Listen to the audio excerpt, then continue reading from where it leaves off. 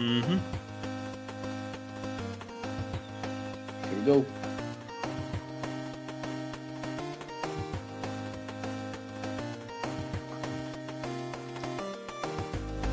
Hey.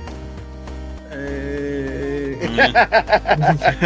Hey, we're in. Yeah.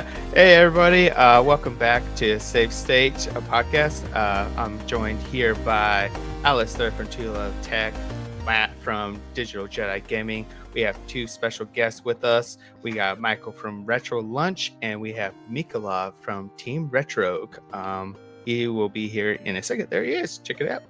And we're just going to hang around. We're just a couple of guys that enjoy this field and talking about retro tech stuff and 3D printing. And we're just going to chill and have fun. So come join us.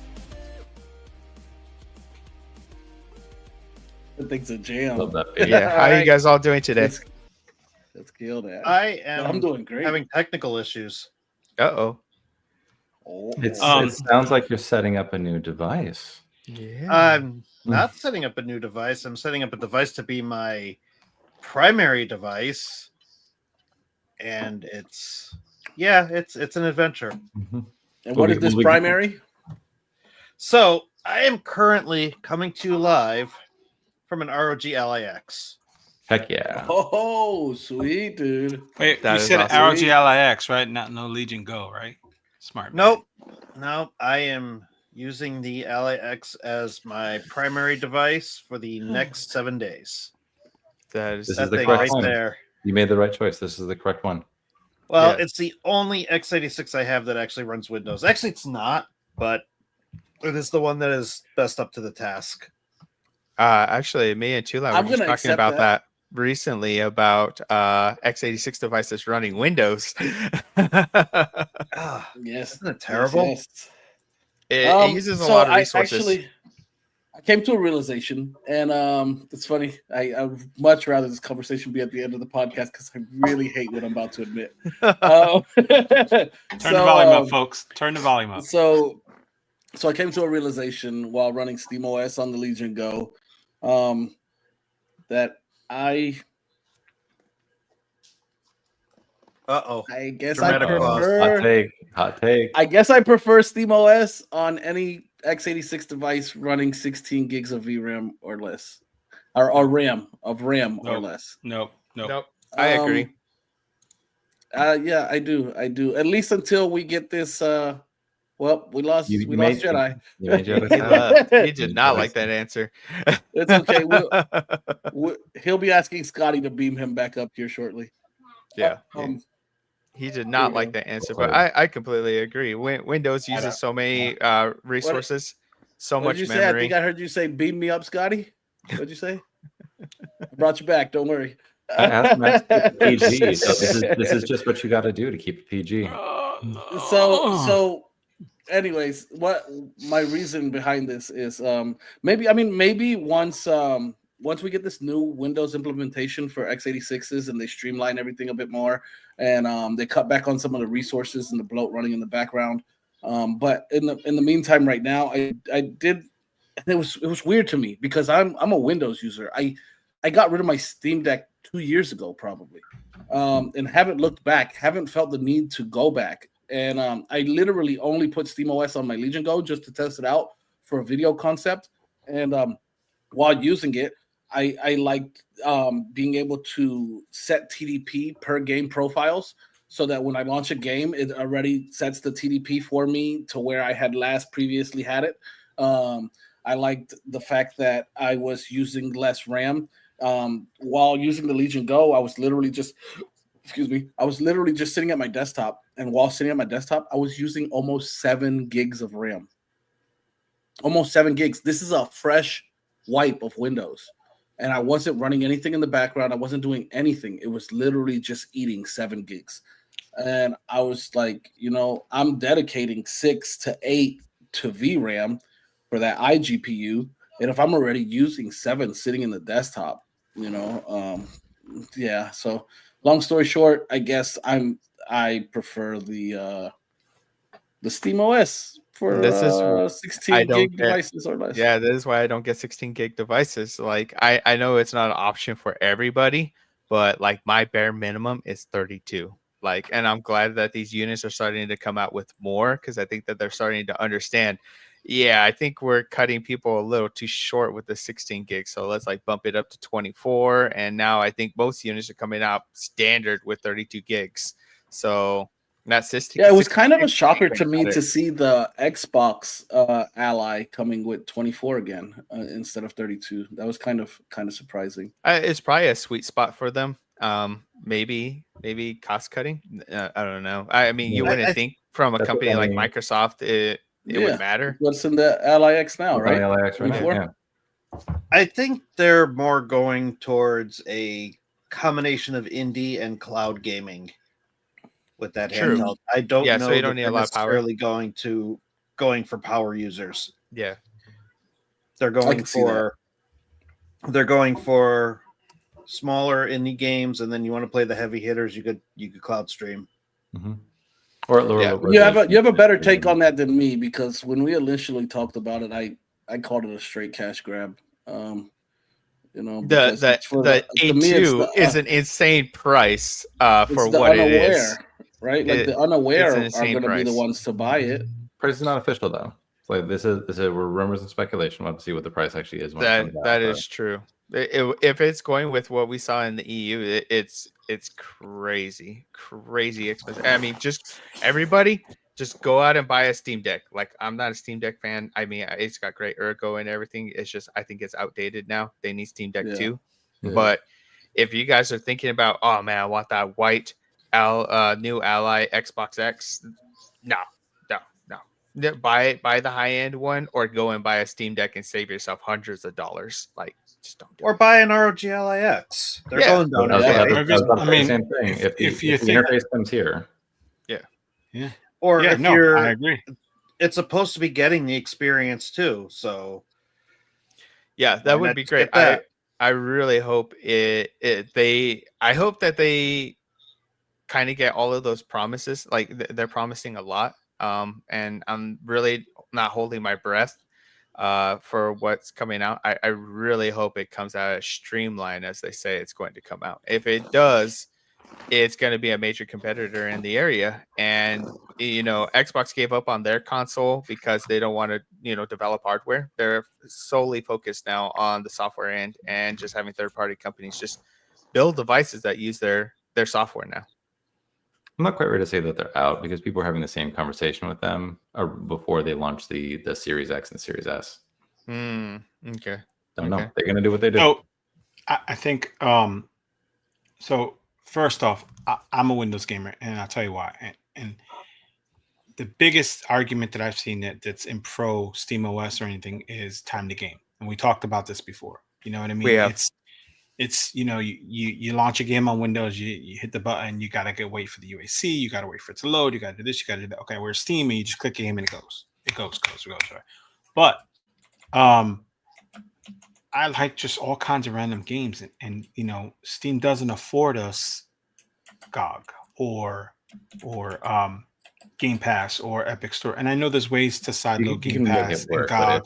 Right, but I mean, it's not the same. I love the Game Pass. I'm a huge believer, because there's games that come out and I'm like, that looks amazing. And then I download it and I try it and I'm like, wow, that looks amazing, but it blows. I don't want to spend $60 on that or $30 or $20 on that and then hate it. You know what I mean? That's why I've got. Like, I agree. It would suck to spend $60 on a game just to realize it sucks, right? I'm pro that a lot. And I love things like that you can do with Windows that you can't do with SteamOS, and maybe that's coming down the road. Silly things like loading Pico 8 on it. I know I'm gonna buy an F1 Pro to play Pico 8. I'm an idiot. I get it, but I mean, there's something to that. Back to what Michaela was saying, I don't even know if the Ally X is needed here. If they're not sure, then get a Z1E Ally. Then you can put Bazat on it, or you can put Windows, and device is still going to get the Xbox experience when it comes out, right? So there's potential there, and you can get it for $300. I mean, if you're looking on news market, real. So honestly, I think that indie and cloud gaming. If you strictly want to go indie and cloud gaming, but keep in mind 41-hour battery. You at least with the Xbox Ally, you will get a 65 watt-hour battery, which is that's a good point. Definitely a marked improvement. Yeah. So and plus, it depends on how much you're into it. Ergo means a lot to some people. Those joysticks Mhm. on the original Ally were not the best. Yeah, that's a good point too. Yeah, The original Ally also had the SD card issue that was solved. Yeah. in the, mine is no the good. newer My model. SD card reader is no good on my original. I will say this. Right? Like secondhand market allies and Legion Goes. That's really the way to go, right? Like I literally just picked up a Legion Go for $250. Yeah, I've no, seen that was a Ally stealing X's. deal. I've seen, People Yeah. don't think you're going to be getting that all the time. Yeah. That was a stealing deal. yeah, no, that was a stealing. That was a stealing deal. And they But just, I you do- guys saw. Go ahead. I do. That's the Cool cut. loudest can Cool I've cut. ever heard. It was loud. Was Your that the ice, nitrous? your ice jingling was kind of Oh, loud, sorry. bro. I thought you What'd just you wanted say? us to look at your Mike- cup for a minute. No, I was drinking. Sorry. You were drinking? Oh, so that was brain I heard rattling. Got it. Well played. Hey, so really quick, I do since we're talking about this already, I do want to mention my experience with Xbox app yesterday.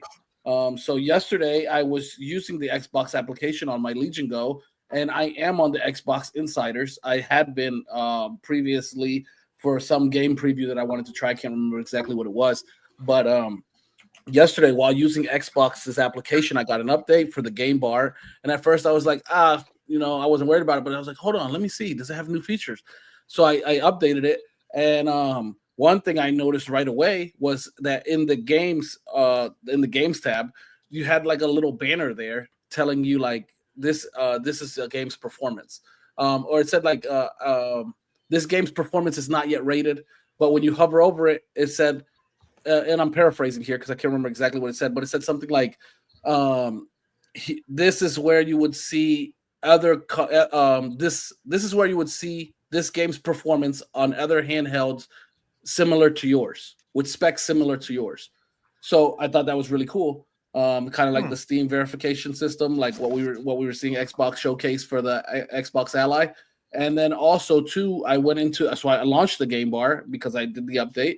And when I launched the game bar, I saw there it had a little toggle there that said compact mode.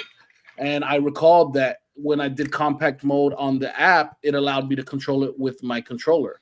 And so I hit the compact mode, and what did it do? It brought down all of those tabs that generally are all spaced out across your screen and put them all on the left side.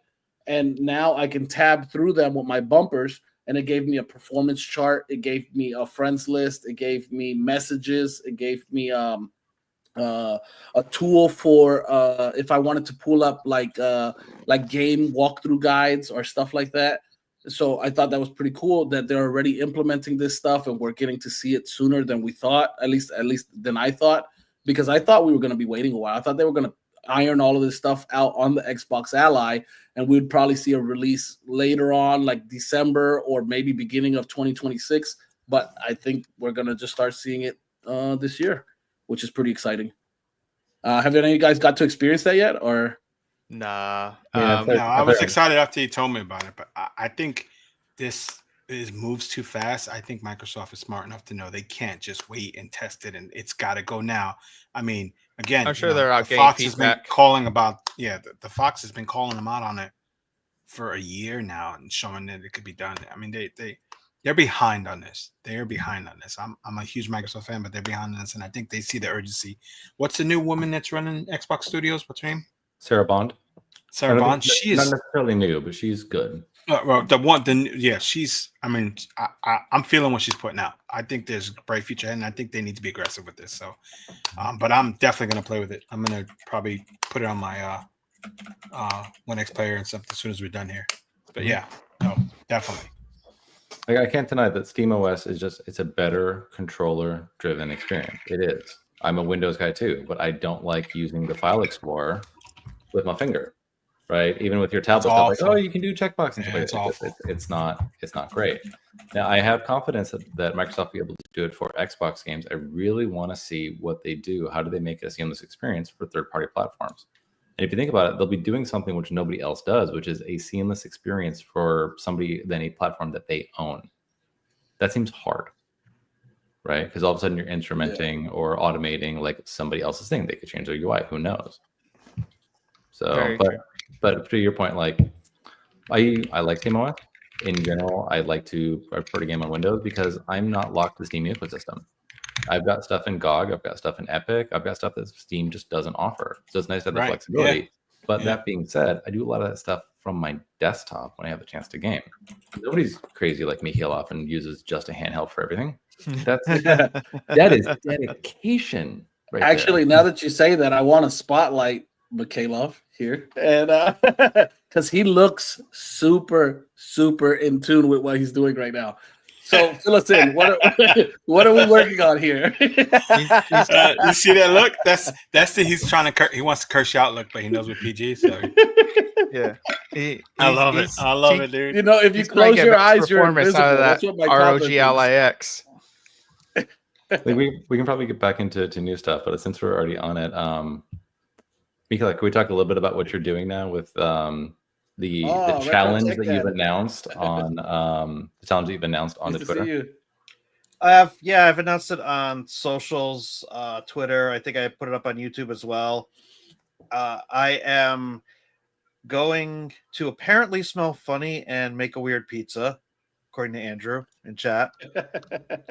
Racist. We said we were 75% less casual racism, Andrew, please. It's only weird if he doesn't use cheese, right? Then it's only weird. I mean, it depends on the kind of pizza you make. You make a white pie, you don't necessarily need cheese. Yeah. What'd You you could say? do Alfredo sauce. What? You never made a white pie before? Yeah, just saucy pizza. Yeah, white pie, you put cheese. No, a white pie is cheese on no it, though, sauce. right? It's cheese. It's cheese. You don't on it. have to put cheese. You can put Yes, you whatever do. you want on it. Yes, you do. What planet are you from? You're making I had a white pie that was like teriyaki chicken, and it was Oh my god. phenomenal. It did not have cheese. It had like hoisin sauce on it. Yeah, they also got that. What is it? One of the cardboard pizza places they make a buffalo ranch chicken, something like that. See, I can't do ranch. But Oh my He's just going for a walk. see, this is the type of uncultured person that has never played Final Fantasy VI before. that ninja just looks like he's looking at that dog real intently. We I really have time in this podcast to go over the lore of Final Fantasy VI and No, why the we dog is don't. in front. God, you yeah, guys are too funny. we don't. So yeah, I'm to get us back on topic. I am using two handhelds this week.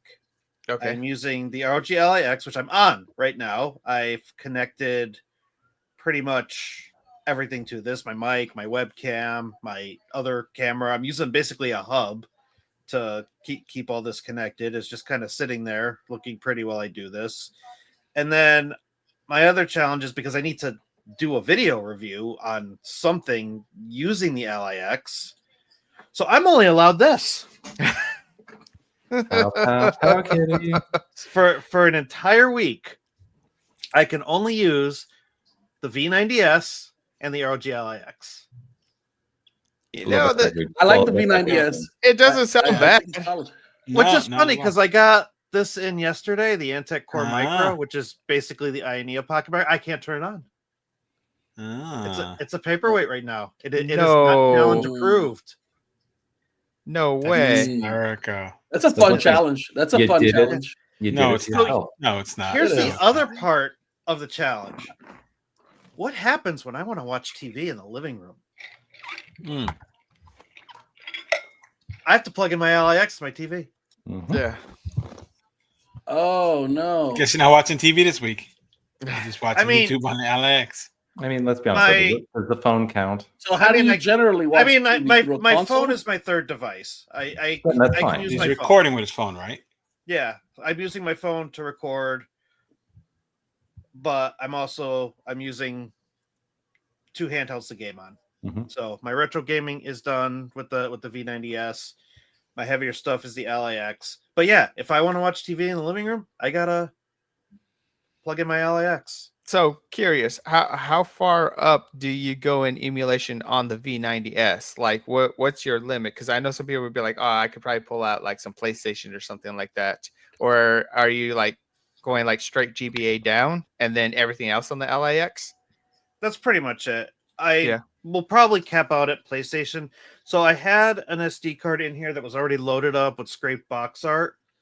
And I went to go put my Pokemon Unbound save in it. Go to put the SD card in, it launches, and I can't find it. I'm pretty sure it like fell into the radiator and it's gone. I'm pretty sure we've all That's done that awesome. before. Yeah, It's just gone. I made a whole darn video about this. I had to pull out a whole another SD card, and guess what? I had to stop copying ROMs to it because I needed to plug in my mic for this podcast. Oh Because my I was god! doing it on the LAX.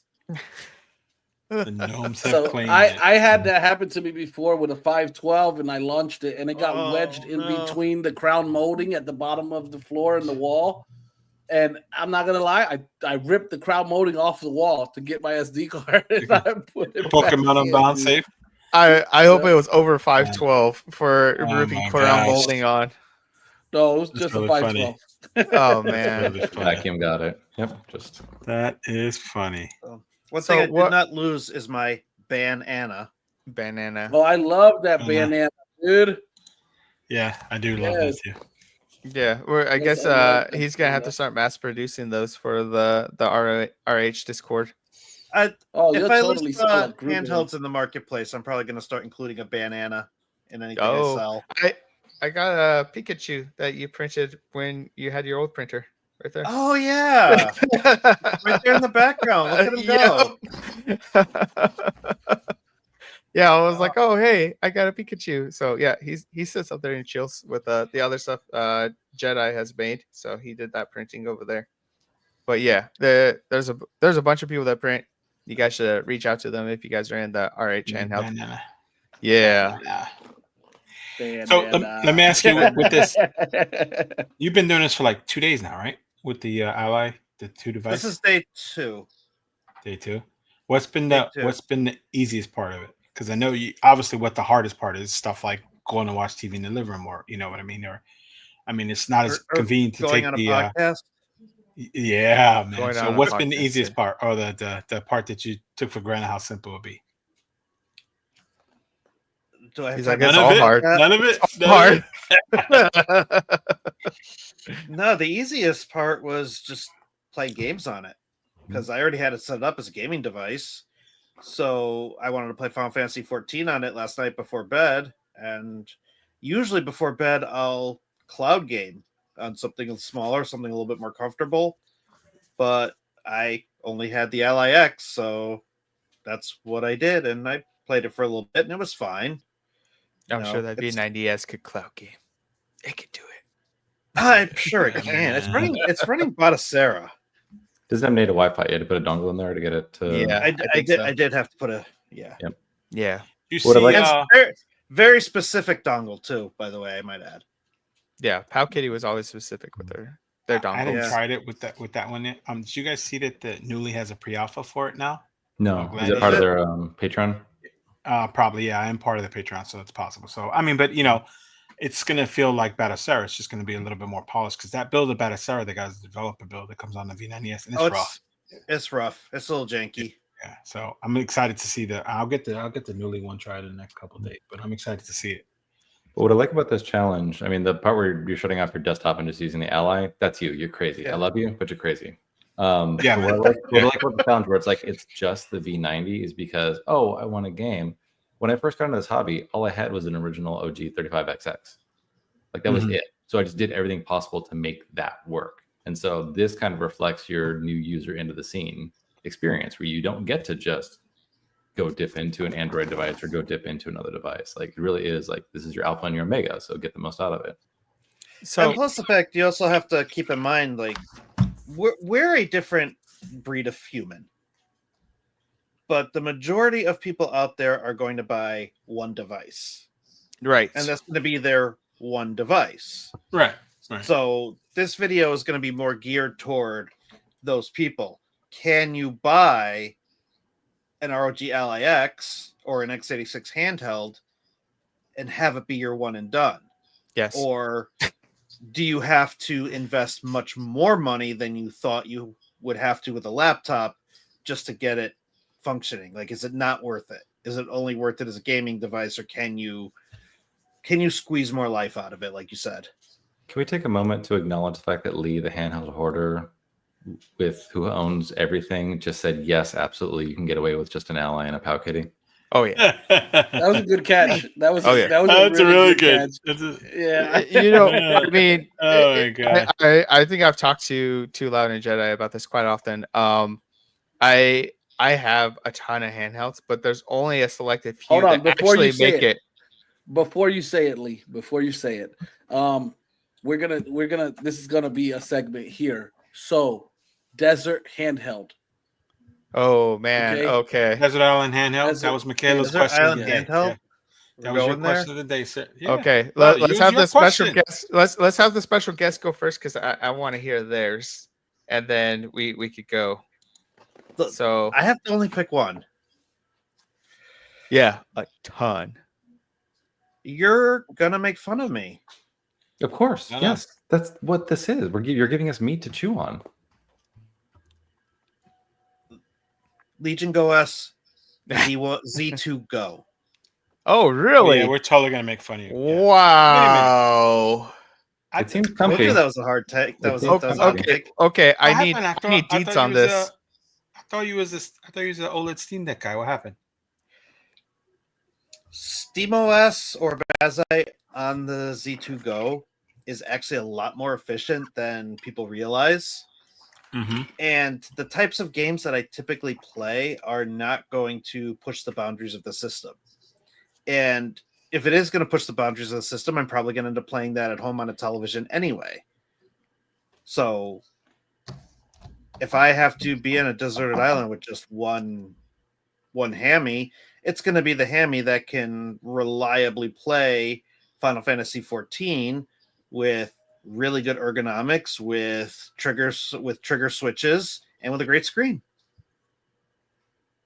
Does it have a great screen? I like the screen.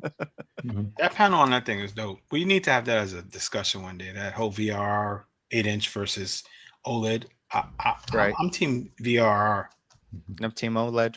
I love OLEDs, Team but I OLED. like the VR. I mean, just You that- won't get that- better darks than on OLED. Like that you got a Michaela pretty much handheld made that's me buy black, was like a- freaking awesome just because of that screen. if you got a black handheld those and you have bezels, they just blend in. They like you can't even tell where the screen or the handheld starts because the blacks are so good on an OLED. So Oh. good. I think you mentioned I before. Neo has soured me on black handhelds. It really matters when you turn the brightness up, right? Like, oh, LCD, OLED, I don't really see the difference, and I'm kind of there. And I mentioned this before, like my eyes are SD, so HD does nothing for me. But when you blow up the brightness on a screen, you really do see the difference between the OLED and the LCD.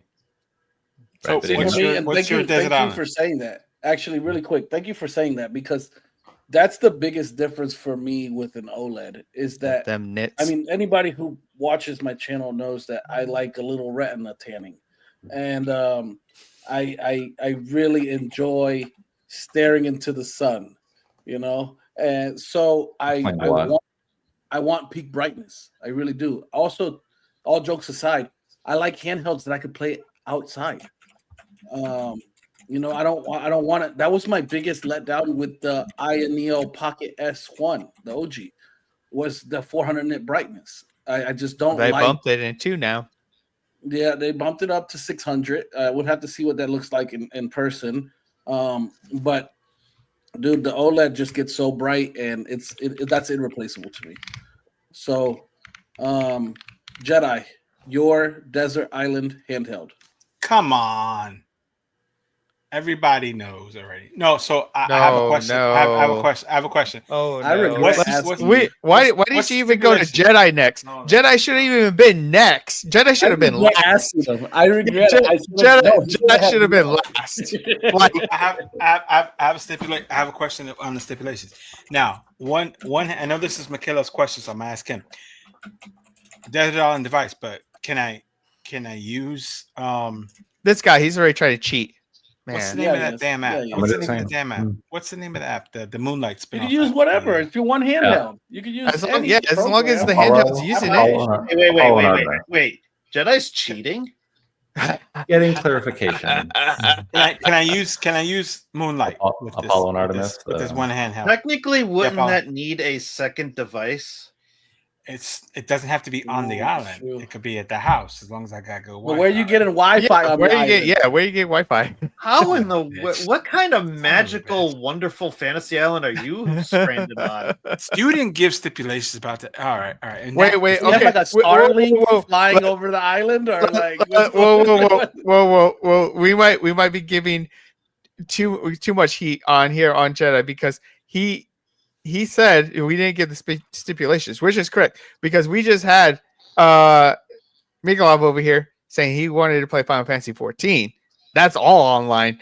Oh, that's why you're the best, dude. You're the Yeah, best. but that's connecting You are to the their best. servers. That's not connecting to your You still need computer Wi-Fi. at home. You still need Wi-Fi. You do still need I mean, Wi-Fi. So, but Yeah. because I could still do Game Pass. This is a shocker for you Oh, guys. I God. can still do Game Pass on this guy, right? So, Gosh.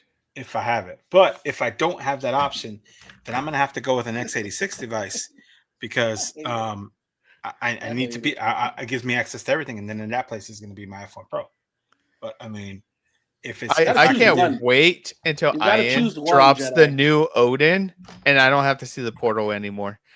Me It's the portal. too. Me too. It's the Oh portal. my goodness. Dang it. I'm looking at this F1 Pro, feeling bad, but the portal because of the battery, and I just love it.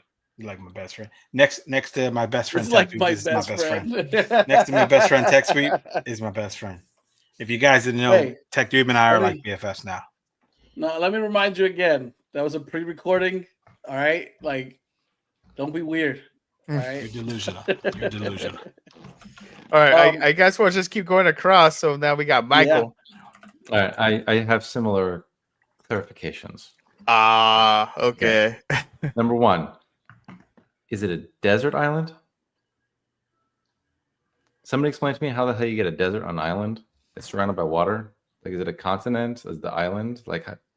Is it? Bro, Yeah, I A, think that's is it a Puerto Puerto deserted Rico's a island? desert island, homie. Is it a deserted I thought island? we meant. I think we meant desert island, like ice I've cream heard- mountains and I'm the risk for diabetes. No. Listen. cupcakes. Okay, Yeah. so let's play to the heart of the question. It is a desert island. You're there. You've got no power. You've Right. got nothing. Nothing's gonna Um, last long. Yeah. My hand. Yeah, but we're talking about handheld, handheld connection. Like, get me the hell out of there. I want to get back to my family. and And maybe while I'm waiting, I'll do some Delta and some Pokemon. But really, I want to save the battery for getting me the hell out of here. Oh my yeah. gosh. This guy, he's thinking a whole nother level. He's Yeah, like, give me he's on back his to all my handhelds. grills. He's on his I was- Bear Grill stuff right now. I'm going to rephrase the question to the spirit of the question because I hate phone gaming. You get one device, one, Right. right? And that's your one device. We have the luxury of a bunch of stuff, right? I honestly probably have too much. My kids have too much to play Minecraft on and bicker with each other over who hit who. No, I mean, you want to get the device which is the longest battery and the most capable. That's the LAX today, right? Or your Legion Go with a battery mod or things like that. Like, it is the most versatile. You can play the most on it. You can theoretically play everything. It's not necessarily the most comfortable. It's not necessarily the thing you're just going to be able to travel with. But if you're stuck with just one, I think you just go with the one which has the most versatility. I feel like you're just telling me that I should go get an AOK Zoe A1X. I feel like that's No, what I'm hearing out of pretty you. sure that's not what he said. I have money. to agree with. I have to agree with Lee. I don't. Why I don't you didn't just get feel an that at all. Neo 3 at that point? Ugh. Oh, there it is. Oh, Only an idiot would buy one of those. Yeah, some moron that likes black beans. First off, I let spent me all that know when money you and get then I it, never and get if the I'm damn still thing. alive, I'll be excited. So I'm done. Man. Should we shoot this over to Tulab, Mr. Alistair? Yeah, Mr. Yeah. LIX only. He is actually podcasting on LIX. If you just joined right now, it's money. Yeah, He, I'm connected to the X right now. yeah, he is rocking it right now. That's gonna give to you. Which Yeah. Give it to I you. don't know how to prove it because I'm afraid to move it. Don't do Because it. if I Yeah, move don't it, something move gets it. disconnected. I'm just like beat. Don't move it. Don't. It's literally balancing on my desk right now. Yeah, let's leave it there. That's a good place. Yeah, I think. Yeah, if you want to remain in the podcast, you probably want to just leave it alone. All right, so I want to start off by saying all of your answers are wrong. No. And for me, it'd be the O2 Mini. That'll be it, dude. I mean, sorry, Lee. Sorry, bro. If you're wandering around your deserted island and you're looking for food and you want to game a little bit while you're on top of the mountain, sure. You want the portability, absolutely. Battery's not going to last you as long as like the Odin 2 regular or the Portal. You guys are gonna have a hard time seeing your screens in the bright sun of the desert. So Yeah, they're gonna have to wait until it's night to play their handhelds. I think the O2 Mini has like 1,000 nits, right? Something like that. Yeah, 800 but at least. Jedi, so he's got that means OLED you're gonna over have there. 1,000 gnats attracted to those 1,000 nits. Well, True. I don't know. I haven't seen a gnat in the desert, but we'll go with But it. maybe something. I don't know what it is, but it might be drawn to it, possibly. Now, you know what? If you're Camel surrounded by spiders. water, you're definitely getting something flying around out there. Yeah, I mean some pelicans. I mean, if you're in the desert, that's a weird mix, though. Honestly, I have to agree with Michael that's a really really weird mix, like the desert Pelicans, and the you get- ocean. You get Pelicans the spirit of the and question, camel but spiders. Like it is a deserted island. The question is, it's a deserted island. With that said, just I can't feel. I have to logic it out. But it's fine. The spirit of the question is, you get one, and you're isolated, presumably with no internet connection. That's really good. sorry, Okay. my producer was texting me. I had to... Mhm. All right. See, so I was then under the impression that we were on Jedi's magical island. Right? We had Wi-Fi. Dude, we got Yeah. Starlink. We got Wi-Fi. watching. Everything's I'm watching. everything's There's a margarita charging. mixer there. Yeah. Yeah. I think I saw that movie. Isn't there little porgies, like the cute little things that look like chicken? That's the Jedi. That's the Jedi Island, right? I will tell you, the handheld that I took to the beach with me and then subsequently didn't use because I didn't want to get sand in it was the 34XX. So Not I the mean, SD, the regular 34XX. I feel Regular like 34XX. I not feel the like SD. sand is a pain, but when I think of a desert island, for some reason, see, like I'm from Arizona. Like I was born and raised from Arizona, so like when I think desert, I'm thinking like hard, super hard dirt. Like it's almost like concrete. That's desert to me. Like Still picks there up in the ain't no wind. sand. Still It's gets in the just face. oh, super hard because it hasn't gotten rain in like 27 years. So it has just turned into rock. so for clarity, when I asked this question, Mikhailov, did you mean desert island or did you mean deserted island? And I just take the layup, buddy. Just say you meant deserted island and I mistranslated it. Take it. I Just didn't take mean it. deserted island. Fair enough. Fair enough. We I get deserve the that. question. I just want to give you a hard time. But I want I to know. check in with Alistair over there. Is there more? Because otherwise we should move on to Lee. Yeah, no, it's all Lee. It's all Lee time. Okay. All right. Lee. So yeah, you guys are Island. you guys are all onto your hardcore units and x86s and everything, but man, I'm probably gonna be rocking GBA, Game Boy Color, Game Boy Advance. So I don't need something super powerful. Most of the times I'm probably gonna be running away from the sun, so I'm not burning. Trying to climb trees for coconuts and stuff like that. So I'm gonna be busy. So I'm gonna have to go with like one of those really ridiculous power bank handhelds from AliExpress that has like a 20,000 milliamp battery inside of it. And I'm gonna be playing like Game Boy. And Yeah, man. I'll probably be able to last a couple of weeks before it finally gives up, and then I'm gonna have to chuck it into the water. You throw it against a rock and let it explode. That's the only way you're gonna get the attention Oh, of your gosh. opponent. Right. They're gonna find his body when they go to rescue him, and he's gonna be dead next to the spicy pillow that exploded in the middle of the night and killed him. 20,000 milliamp hour battery. Oh my god. Yeah. Like, I mean, yeah, x86. Yeah, I mean, would I take it? Sure.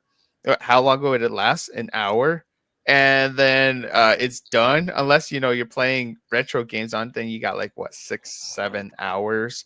But you know how much battery draw you drain just booting it on and off? Like, it's ridiculous. I'm just gonna.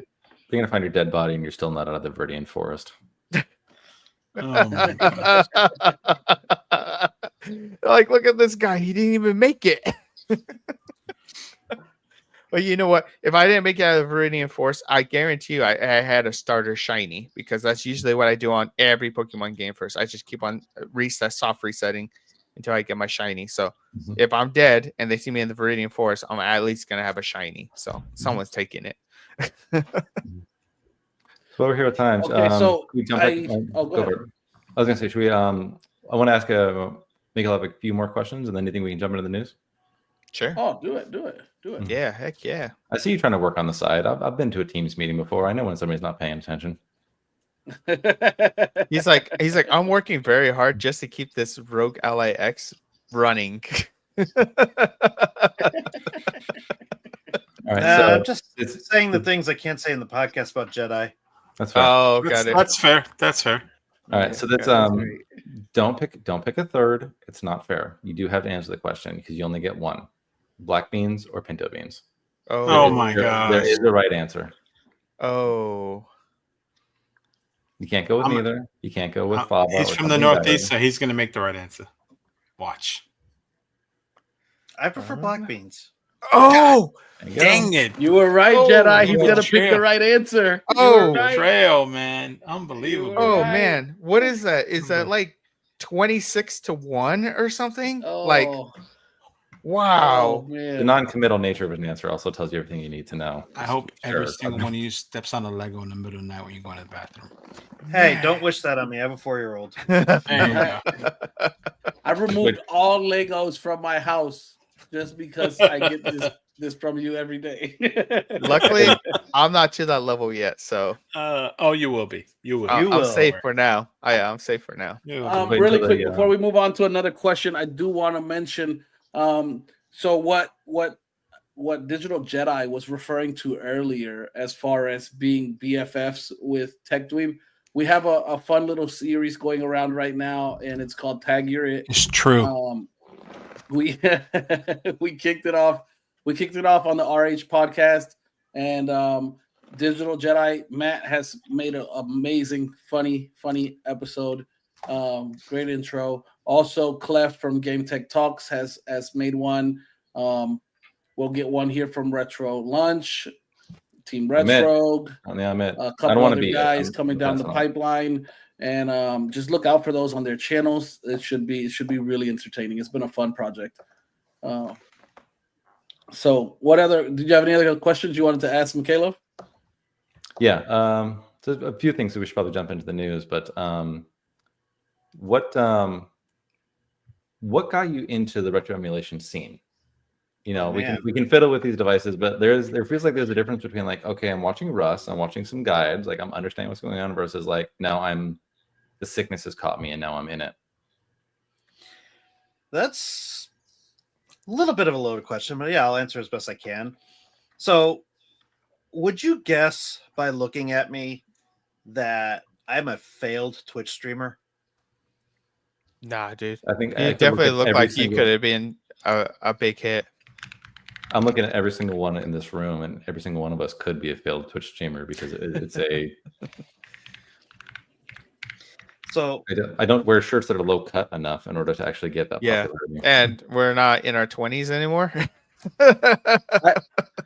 don't have I to be tried that. good I at even gaming. wore my yoga pants, and it didn't help with viewership. Mhm. Didn't. I gave it my all. yeah, I did. yeah. So that's kind of where the whole thing started. I did Twitch for a couple of years, and I kind of want to pause right there. I'm curious. What did you play? I was a Nintendo variety streamer.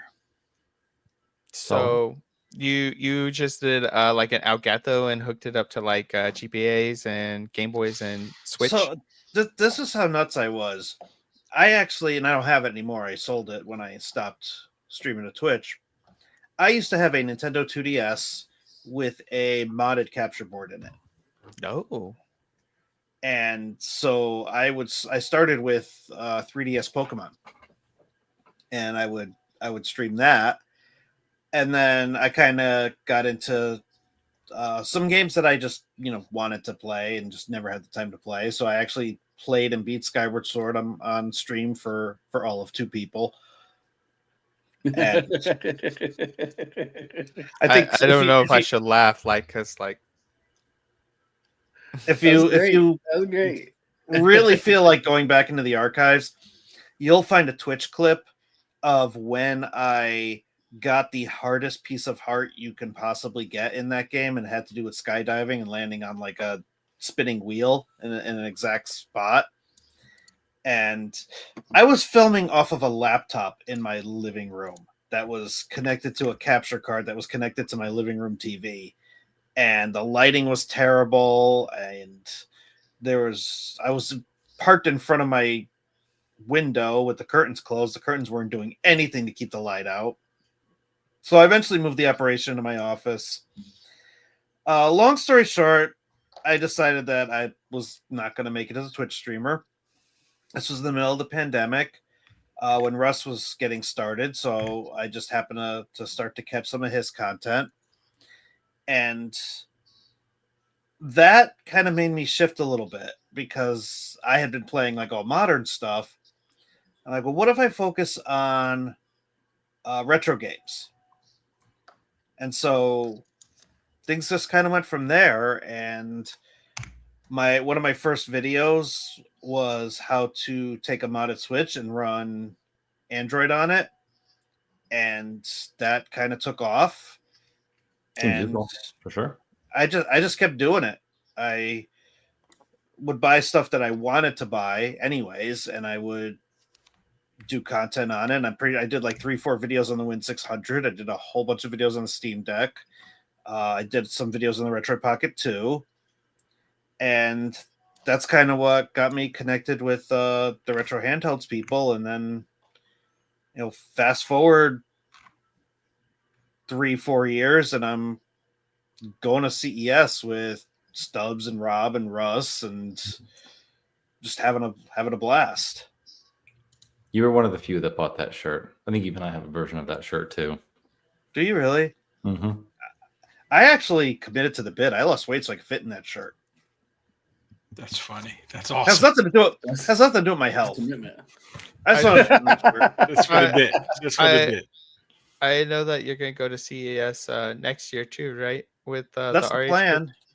Yeah, that's the so plan. When you go there, if they're not sick of me yet, yeah. If when you go there, I just recently it was a couple of days ago, but Tula was on there on a podcast, and Stubbs went into full detail how his thumb is shorter than the average person. So I think I need a picture of your thumb next to his thumb. We can make that happen. Yeah. First yeah. This and now thumb picks, dude. Yeah. Right. I thought I was the weirdo. Okay. Yeah. Yeah. It was into like some serious detail. Maybe Too Loud will be there too. Specifically, though.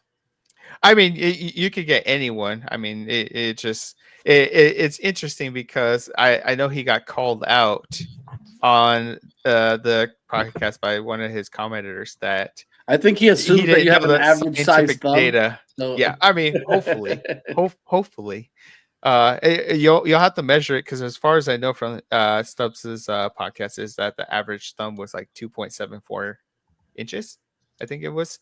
So Stubbs comes out like 2.2. So that would be hilarious that he could post all over RH to kind of say that he has a scientific value.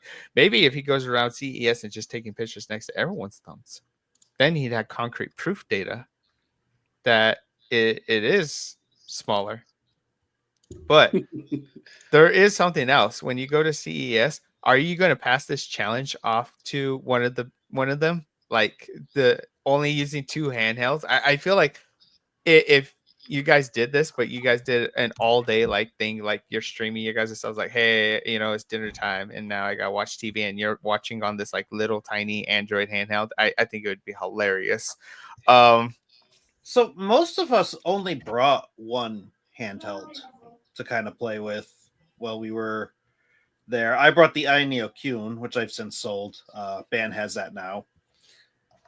And then I ended up using an iNeo Slide for the rest of that trip because it was a gift from Russ.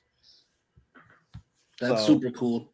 Yeah, that's super cool. So I set it up. Actually, if not well-known CES story is that I made Rob drive me to Best Buy because I actually broke the buttons and keyboard on the Slide, and I needed to reset it to factory settings so that I can get the drivers working again.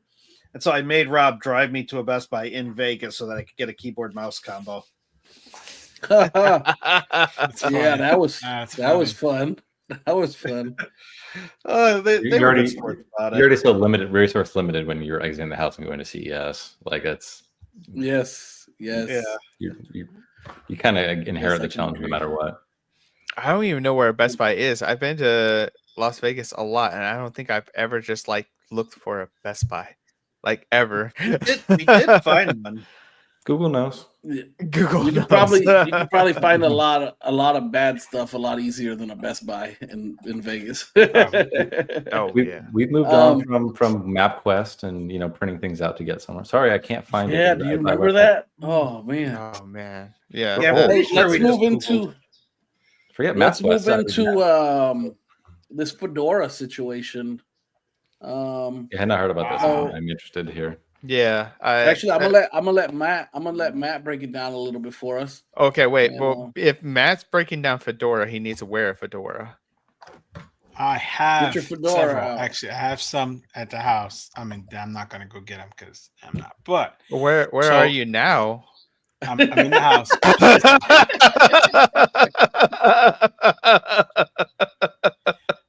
I anticipated this kind of behavior from Mikhailov. I did not expect it from you two. I'm gonna need you guys. I'm rubbing off.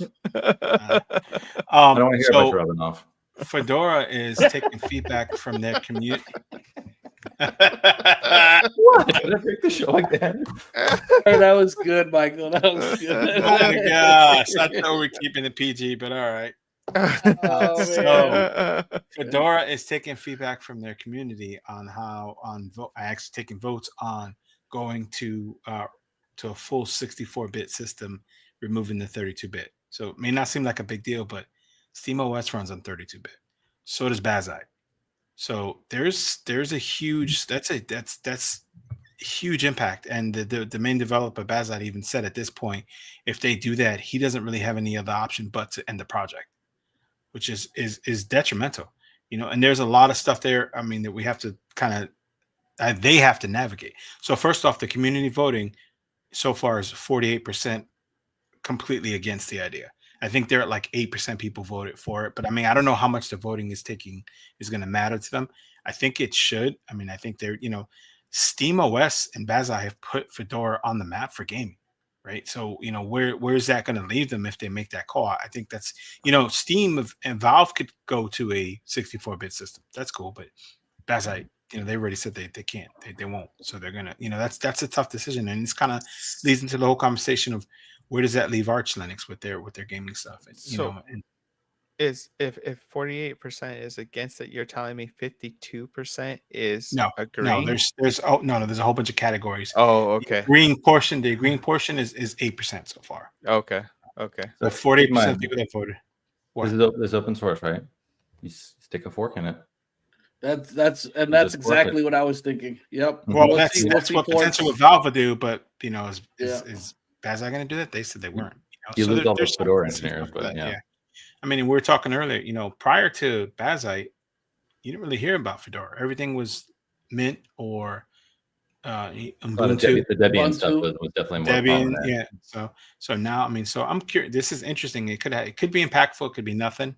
But I mean, it's just the dimension of it is kind of a little scary. So for people that are big Linux x86 gamers, so let's see what happens with it. But it's what do you guys think about that? I don't think it'll affect Steam OS. Steam OS will probably just dump money into Go it and figure out 64 something bit. else. Yeah. Mhm. Yep. Yeah. They would just be like, okay, and then they would solve the issue. Would it be More cost on that front. instantaneous? Maybe. I'm not sure. Bazite saying that they're not going to continue. I mean, I can understand that.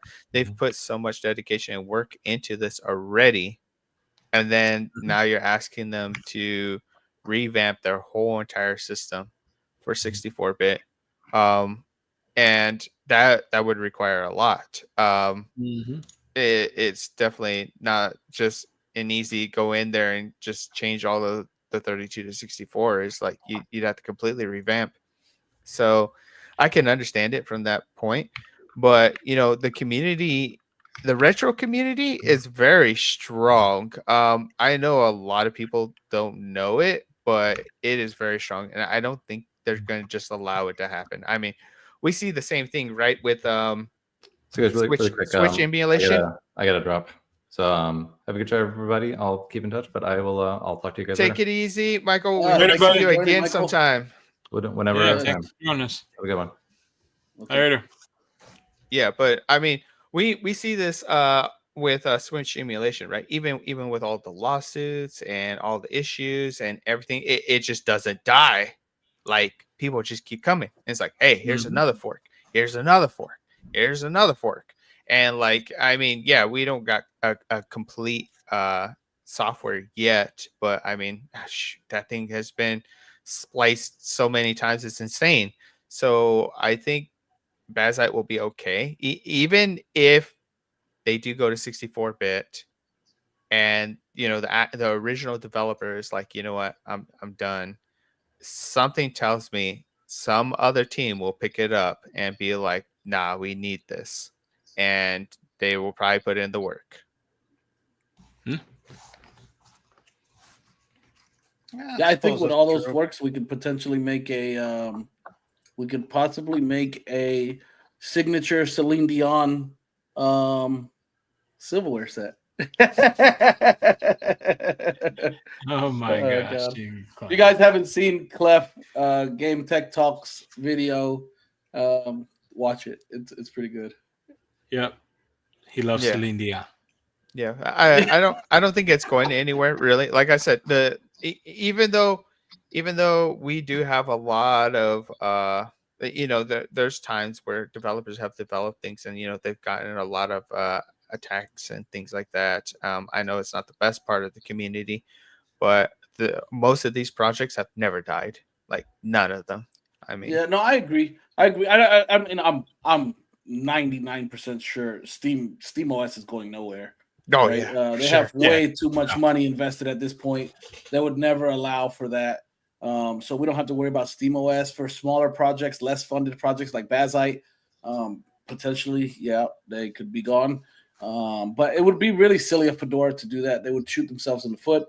I agree. Literally, Steam OS is the reason why we're seeing the numbers that we're seeing now as far as PC gamers and Linux users moving up to what, like 7-8% of the market, to where in the past it had been lower than 2%.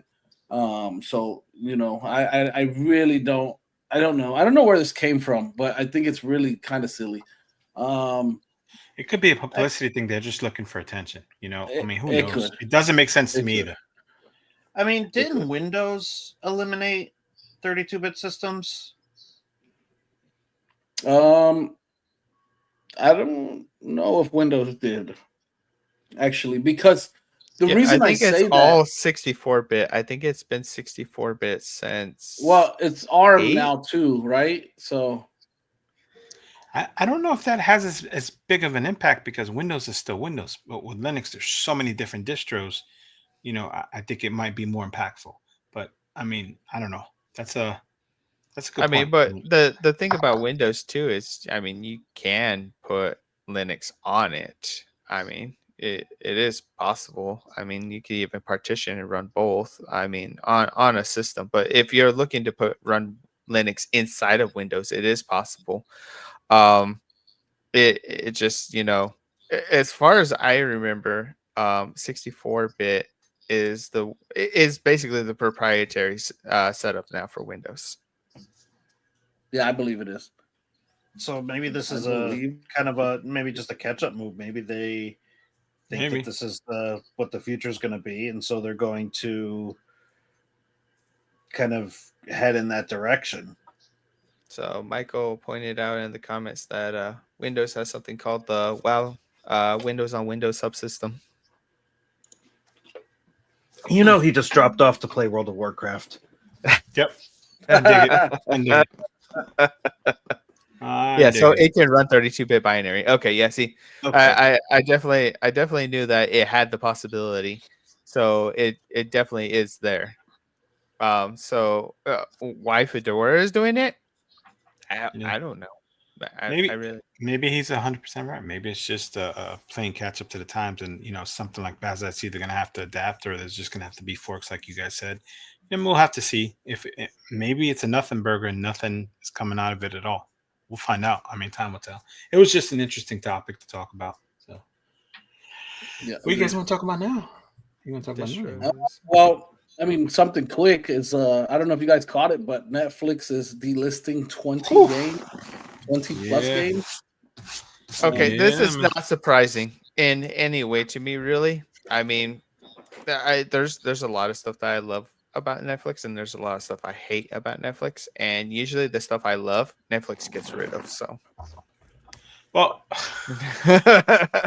so they you know, they shut down their AAA game studio in like October, right? So, and then now this move here, I mean, it could be something bad, it could be something, you know, good. It could be that they're just making room for other big titles, but some of the titles that are on here are pretty big deals. You know, they're talking about pulling Hades. It's iOS version of Hades, but Hades has been one of the biggest games of the last couple of years. They're all three of the Monument Valley games. What else was on that list of the games? Death's Door. Death's Door, which is gonna hurt my heart because I love Death's Door. Braid. I mean, Braid is you know it's been around forever to still be out forever. Carmen Sandiego. There's a bunch of stuff on there that they're pulling. So I'm like, those are pretty big hitters. Like, what are they going to replace them with? Or is there something going on here? Like things are not going that well, and they're just trying to panic move stuff around. I mean, it's interesting. I don't know. I feel like it's not a good sign. I mean, does Netflix really end up being synonymous with gaming? No. Like the only reason that I know about it is that I'll look like in the Play Store or in the App Store, and I'll find games that are like, oh, that's cool that's in the App Store. Yep. But then it'll just have the little N on the bottom, and I'll have to sign in with my Netflix account. I'm like, oh, okay, I could do that. But can't these developers just release them natively on the App Store anyway? Yeah, absolutely. And we've seen it happen, right? Because what was it? Teenage Mutant Ninja Turtles. That was a Netflix exclusive game, and then it was released natively on Android. So, I mean, it's definitely not the end, and these developers are not gonna just let their game go to waste, especially when they see that it has potential and it has users. I believe good many of them will come natively to. I would have to assume it would be based on the contract. I'm assuming Netflix probably got them tied up in some type of contract, so there might be some time before we see them released as standalones on any system. I mean, it varies. But Netflix has been making this move for a long time. Like they've been getting rid of projects left and right. I mean, even before their AAA studio, they got rid of their animation studio, and I thought they made some of the greatest animation shows and movies around. Like they actually got some top tier stuff, and they wiped that whole area out. And then this AAA, but what it comes down to, and this really has nothing to do with retro gaming, but what it comes down to is that Netflix has found the formula. The formula is reality TV and documentaries, and that's what they're focusing on. So that's what makes the money. That's what makes people want to subscribe, because they want that stuff. And I think it's like the most viewed content on Netflix's streaming services. And so you're just gonna follow the money, right? You're a big corporation, you're gonna follow it. Yeah. But yeah, like Mikola was saying, I didn't even know that Netflix made games. Really, the way that I knew that they found the way I found out is that when you log into like your Netflix app on like any TV or something, they have like that one like just little column of like games you can play. I was like, oh shoot, you can play games on Netflix, and like there would be like Oxygen on there and other stuff, and I did I ever use them? No, but they were there. Yeah, I feel that.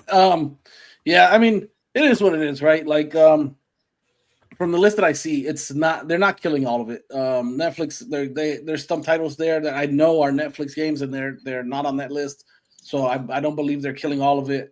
But I mean, it is what it is. Like we said, they'll come back around, and if they don't, then I mean, there's other ways to play most of these games. It does suck, but yeah, I mean, I think we gave Netflix enough time, and let's talk about something more fun, and let's talk about these MagicX devices. We're gonna pull this up on screen here, and I'll let Matt talk about these here. I mean, who's getting a 040? Michaela, do you have one already? No. Okay. I kind of want to see if they drop blue. I'm as far as I know, the only people who got only a couple people got units so far. Okay. We were looking the other day, just looking at it, getting ready to order, and then a whole bunch of renders and stuff popped up for different devices. So you have your 1 series, which we know the MagicX 135 is coming out. It's got the 2 D-pads on it, and it's going to be like a pocketable Tate mode device, which is pretty cool, right? I mean, because my first thought was, well, the 40 is a Tate mode machine, but I mean, it's not really pocketable. But then these other ones popped up. We saw this naming convention is probably worse than Amerix, man.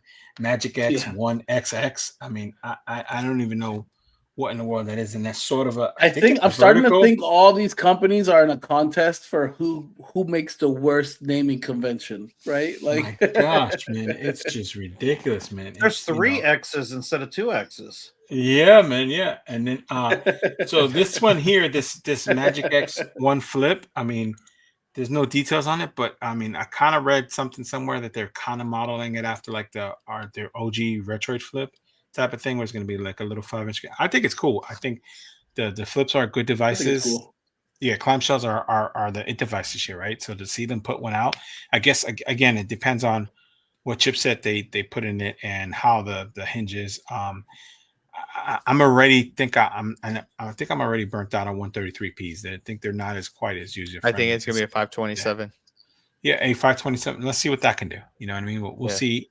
How that works. I mean, I'm assuming it's going to be Android based, so that looks interesting. The other big thing that they got coming is now they have the 2 series, right? And they have them there. It's just the MagicX 24XV and like a 405M type of thing. Yeah, it's like a 4 or 5. Yeah, but both sticks on top. Yeah, man. Yeah, I'm excited. Yeah. I'm excited to see this. I do like the 2 sticks up top orientation. So I'm excited to see what that one I does. find it really interesting that they're just putting up placeholders on their website. Right. Like when we saw it the first night, we were like, "Oh my god, did they accidentally load these up?" And then we went back and looked the next day, and there was more. I was like, "Oh, okay." So Michael So said, odd. anything in the 0 series is going to be a 133p. So is that what they're doing in different levels? So then, in that case, what's the next? If there's a, It's got to be the 527 for the 2, right? right, and then what's Or what's maybe they got Yeah, some what's the other one? random chip. Yeah, what's the ones then? Yeah, I don't It's know. gonna be interesting for sure. For sure, it's gonna be interesting. Yeah, then they have- I mean, we got a couple other renders here that are pretty interesting as well. This is like this is 35XXH all day, right? This is what this looks like to me. So Yeah, but those again- back triggers, those look like analog triggers right there. it could be. They or got they're a just they got a the really render, nice lip on them. Yeah, they're stacked at least, so which is pretty. At least they're stacked. Yes, thankfully. And this guy here, I mean, what's in this guy here? What were you saying, Michaela? I'm starting to think that X actually means something. Like in X-ray. the classifications of handheld. I mean, yeah, look at the renders. Yeah. But if Ambernick uses XX a lot, and now they're starting to use X in their titles, I'm starting to think that maybe that's a code for something. I was wondering specifically with MagicX because it looks like it has some reference to the size of the screen, right? Kind of like what Ambernick does. So yeah, Michael's saying that he thinks the 2 series might be Helios. So G99. So that's not terrible, That's we'll not. see I what's mean, terrible.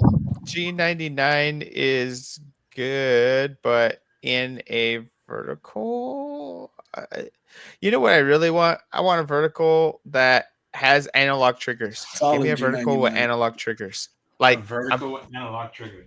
Yeah, I'm tired of the digital buttons. Stop it. They're so loud. what is he doing? He's probably going to go grab a handheld. Yeah, you triggered him. So he wanted to join the club. No, I just wanted you to see what it looks like with the screen on, buddy. That's all.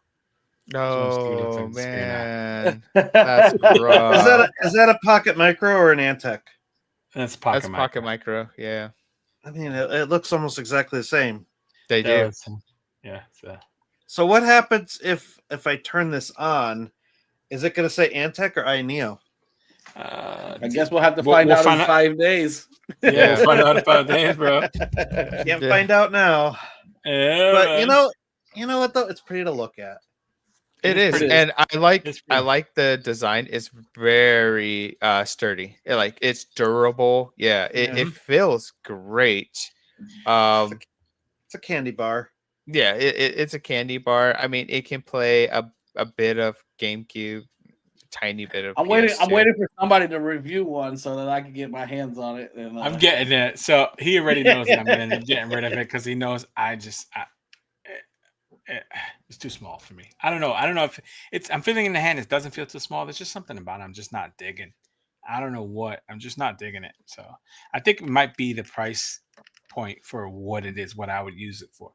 I'm still really enjoying the 34XXSP for GBA stuff. So I'm thinking about taking the sticks out of my 34XXSP. I've had it on my nightstand for a couple nights now, and it's actually been my go-to pickup the last couple nights is the 34XXSP, and I gotta say I do enjoy it. It's not as quiet as the Miu Flips buttons, but it's a solid handheld. It's Ambernick. I mean, what do we expect with them at this point? I did take your advice, and my Miu Flip is on my nightstand right now. So now what about open it before you go in the room. That's it. Right. You gotta take it to the bathroom, open up, and then go back to the bedroom. So what about the MagicX 3 4X? So I mean, I don't know what that is, but it's odd, Michaela was saying about the placeholders.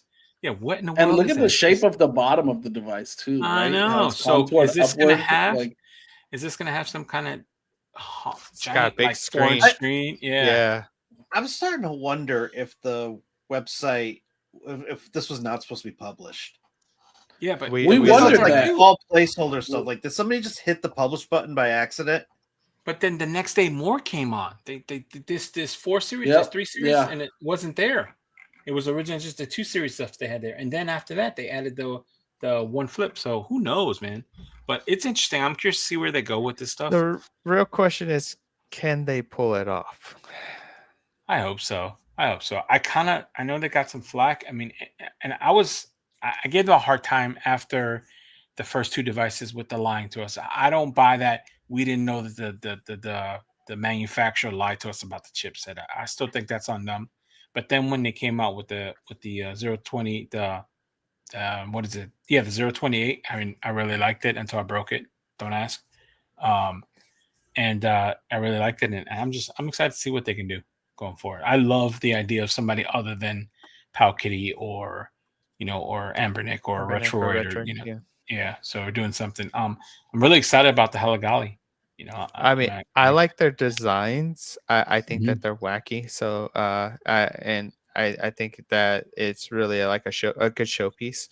But at the speed that they're dropping these, I think people are just not. They get that main hype, right, and then it kind of just simmers out, and then by the time the device actually drops, it's like no one cares anymore. And maybe they're trying to follow like I knew. Yeah. Yeah, everyone's already blown their money on other devices that have came out, and I think that that's a hard part. I mean, their prices are pretty good. Yeah.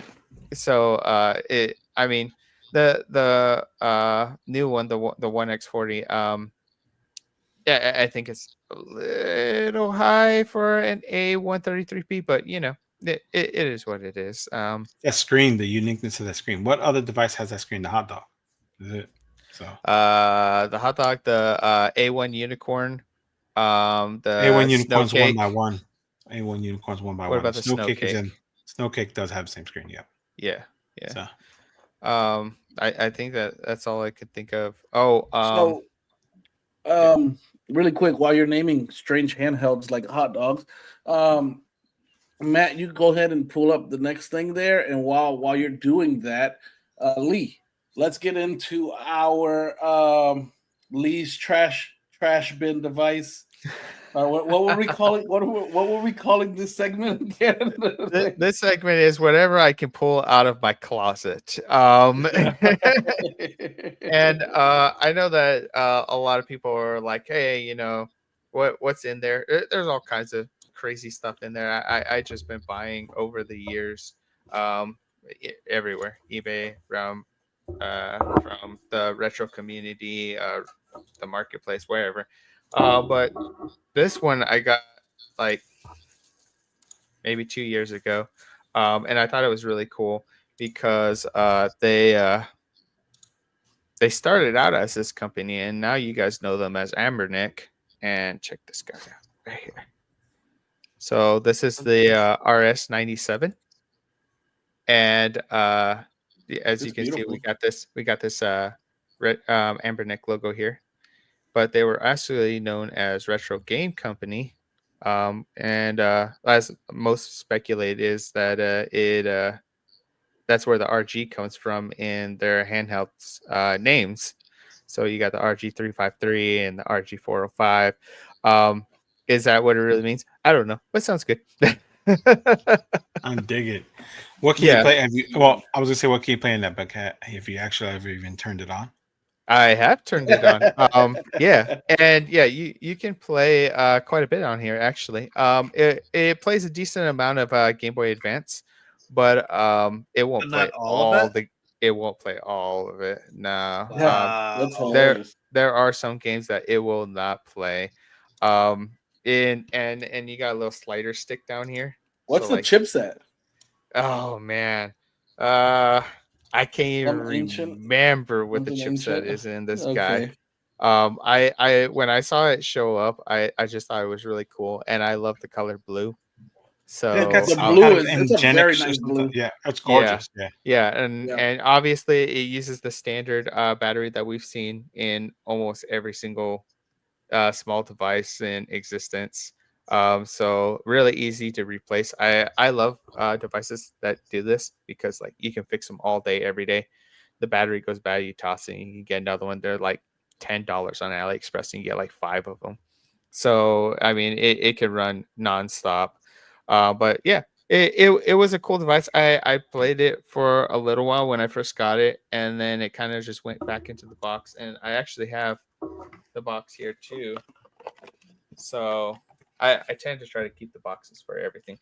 So all you people on retro handhelds, keep your boxes because that's where I buy them. When I'm like, hey, do you got the box? And you say no, I'm out. Can we flip that box upside down? There we go. Or the right way? Yeah, thank you. Yeah. All right. So yeah, All right. cool Oh, little device.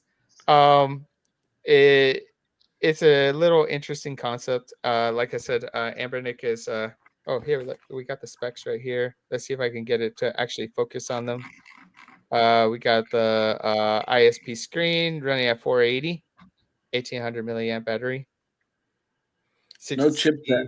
4-bit but I do see OS. we haven't changed much in screen resolution since then. Oh yeah, yeah. That 480p, Music they love playing it. an ebook. Yeah. Yeah, I want to know. no, I want to know if anybody actually uses these things as ebook readers. it supports all the time, PS1 is dude. what it says. All the time. I don't know about that. I have mine loaded up with cooking manuals. Yeah, I learned how to make one of those white pies.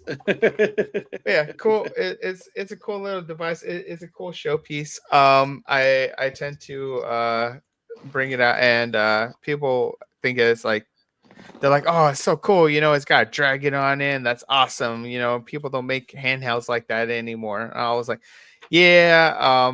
I'm pretty sure the dragon is more of Asia aspect, but it is what it is. It is pretty cool and pretty fun device. Like I was saying, they said that it supports PS1.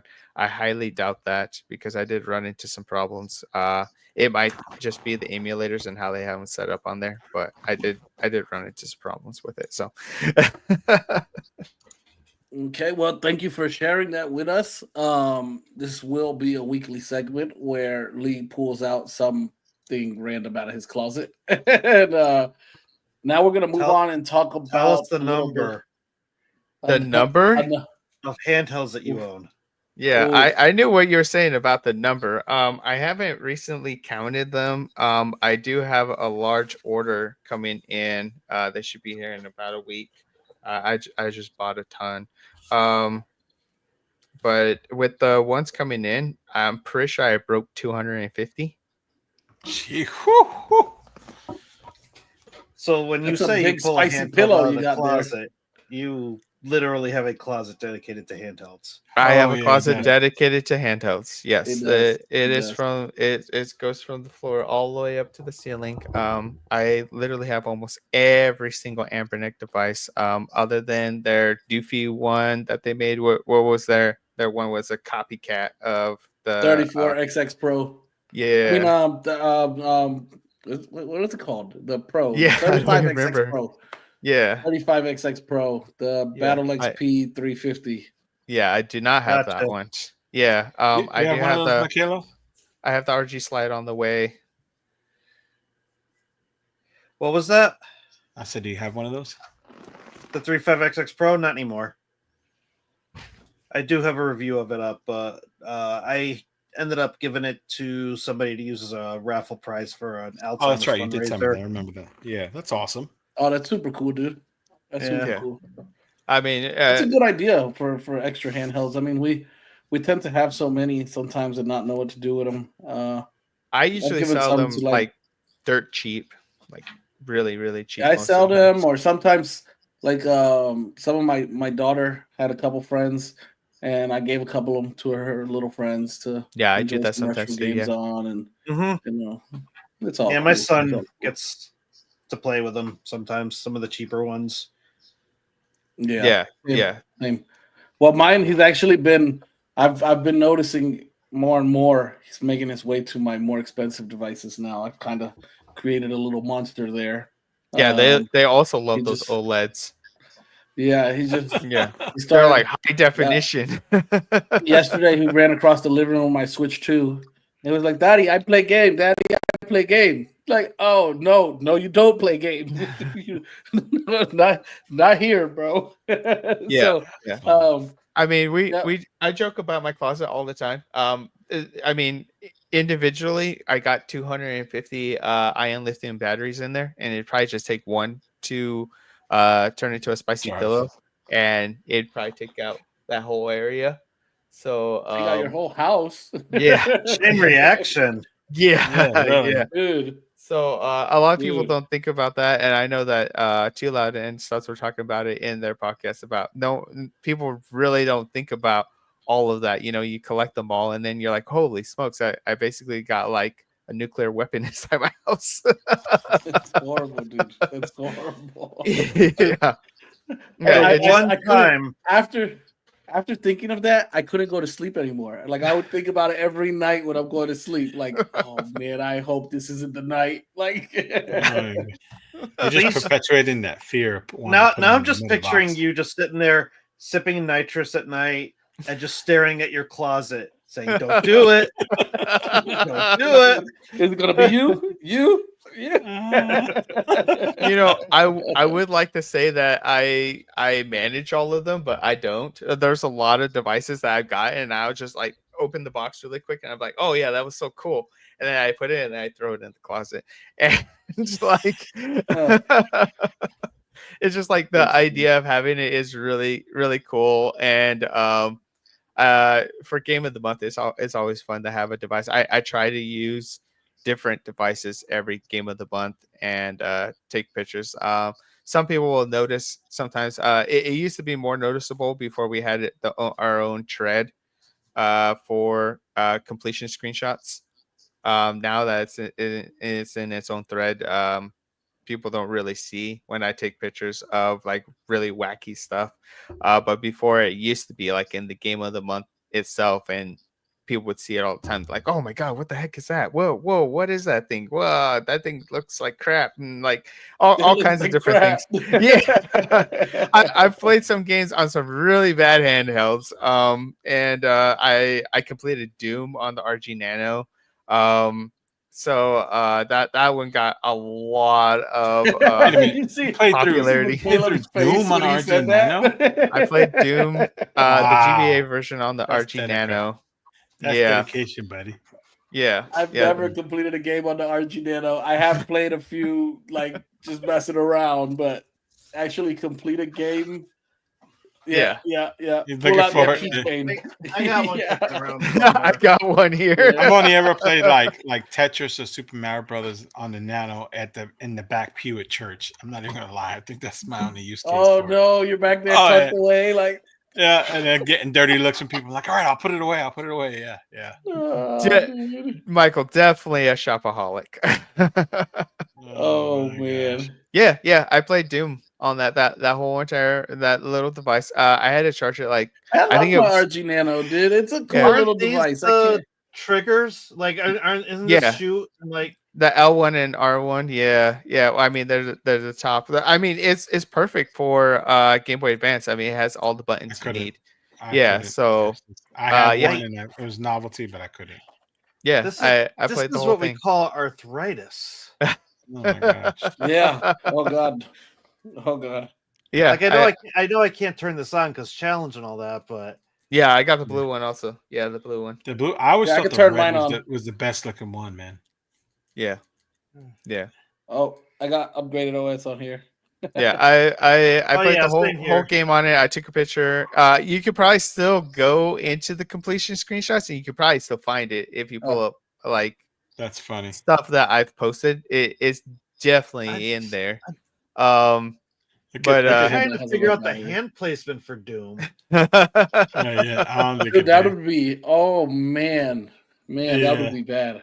No way. No, I'm already cramping. He said I'm already cramping. I've already spent all the time I can holding this thing, so it's going back. I had to charge it 3 times to get all the way through Doom. I had it plugged in and playing, but it gets toasty for how small it is. So I just decided to turn it off, let it charge, and then I'd play again. That's crazy. So we're gonna move on to this this new Meta Quest 3S Xbox edition. Actually, I want Caleb's take on this. Do you VR? Do you do any of this stuff? doesn't VR, XR, or So I have a MetaQuest 3, like an original model. Most of the time, I'll use it to do 2D content, which is the weirdest thing in the world. Because like I'm putting this big bulky thing on my head, and I'm just gonna like stare at a 2D play some video. platformers. Yeah, Yeah. I don't know. I haven't been able to bring myself to like play No Man's Sky or I love No Man's Sky in VR. like I probably should. I just for some reason I just struggle to cross that line. I really do love that controller though. I said the same thing to Jedi the other night. The aesthetic of the controller, and you can only get it in this limited pack. It is very nice. It has those transparent smoked D-pad and triggers, and just that green on the black. It just looks really, really sharp. I mean, I wonder if you could go into like the Xbox like controller workshop and make something close. I just really wish it was the 3 and not the 3S. Yeah, that's it. We had that conversation. What's the difference between the two? The screen. Your resolution. The resolution of the screen is projected in you. For somebody like me and my kids that wear glasses, on the 3, you actually have the ability to adjust the pupillary distance on it. Yeah. You have to do it on this one. You can, but it's not as smooth. It's more like the original Quest because it's a cost saving thing. So, but then we got into that conversation. This looks incredible. This whole aesthetic of it and everything. But this is $100 more than the regular the 3S. But then Tula was looking at it. He broke it down, the price savings. It still ends up being a good deal for what you get with the Xbox controller and the 3 months of Game Pass. So it comes out because 3 months of Game Pass. So what is it now? It's like $18 a month, right? So we're looking. Yeah. I chalked that up to like. I mean, no, it's Game Pass Ultimate actually. So Game Pass Ultimate, I believe, is like at least $20 a month. I think it's $24 a month. Or 20, like 20 more, like $24. So we're looking at at least $70, I would say, for the Game Pass alone in savings. So then you get the controller, which is another $60 at least. Yeah, can you rewind the video a little back where it shows the controller with gameplay? Yeah, so real quick, one other thing that you get here that you don't get is this portion here, this strap. That's not the standard strap that comes with the 3S. It comes with the Elite strap? Yeah, it does come with the Elite strap. So, which is an extra add-on. So, and they're like on the cheap on Amazon, those are $50, $60 add-ons. I thought hard about getting one of these because my kids have Quest 3s. And so I don't know. I may, and this Xbox Game Pass is available on the Quest 3 already, so I may try it a little bit, but we'll see. I mean, it looks interesting. Is it worth $400 interesting? I don't know. That's for people to determine, I guess. I mean, to me and my dad, so right here, you're getting like $190 worth of value. So this is the kind of silliness that I use the Quest 3 for, like a curved screen. Yeah, okay. I mean, we have another topic coming up where I think that someone developed something that would be really good for this, especially for 2D content. But play it a little. So when you're playing in VR, I don't know, pause it right there. What most people don't know is that you actually can see the controllers in the 3D space. Now I'm wondering, can you see the Xbox controller in the 3D space just like this? You know, I don't know, because my kids play some of their VR games without the controllers, because the Quest 3 will recognize your hands and will show your hands in like a controller. So maybe it does the same thing there, but is it going to show the button inputs? That's a really good question. Well, it would be really cool though, because you can see that he's pushing forward on the controller. So is this controller compatible to connect to the headset and actually give you a 3D perspective of it? Because if so, that's a crazy controller. Like I haven't seen a controller do that. I think it's just probably a regular controller, and it's just something within the software to make it to mimic the inputs. I'm sure there's like if you get somebody really smart, it would just mimic the inputs. Just while you're putting it in, it's moving the actual virtual controller. But what I think would be cool is if they're actually mimicking the colorway. Like if That would be cool. Now when you bring in your Quest controllers, instead of seeing white controllers, you're seeing those black and green ones. When you bring in your Xbox controller, you're seeing that black and green one. So that would be pretty cool. Yeah, but then what happens if you're using a different controller? Yeah, but maybe they'll be black and green too. Then. Have they said? Have they said if you buy this, does it work like on the 3? I'm sure it does. It's an Xbox Well, controller. I'm gonna try it on one of my kids' 3s, and I'm gonna try the Fly Digi controller and see how that works with it, and then we'll talk about it and see if that works. If you guys, Zio plays his MetaQuest with a controller, correct? Oh, you do? Yeah, sometimes I do. Yeah, it varies. It varies on what game I play. If you know the controller layout, doesn't affect you in any way. I mean, it's easy to play with a controller. But if they give you that 3D perspective, it does help some people. Some people are more like visual players. So sometimes they got to look at the newer controller. Players who are less familiar with layout, like, oh, where's the X button again? Oh, where's the Y button again? Right? Yeah. So the headset tracks the two controllers, right? The two hand controllers. So I mean, it'd be really cool to see it track the Xbox controller. I mean, it'd be awesome. It wouldn't take very much because I think the headset's the one that's actually tracking them all. I think like I'm not sure what it does. It uses because I haven't dug deep into how it all operates. I just always like the meta because I don't have to have the little doofy towers all over the place to play. I can just put it on and go wherever I'm at. I could be downstairs and in the living room and play there. I could be playing up here or in the bedroom or laying in bed. And they got like a new I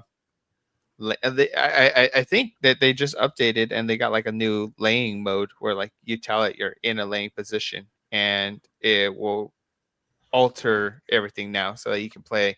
So this headset with that controller in the laying position would be an awesome all night gaming session.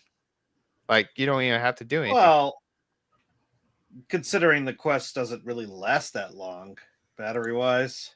I mean, I have a plug right next to my bed, so I usually have my Quest plugged in when I'm doing like long game sessions.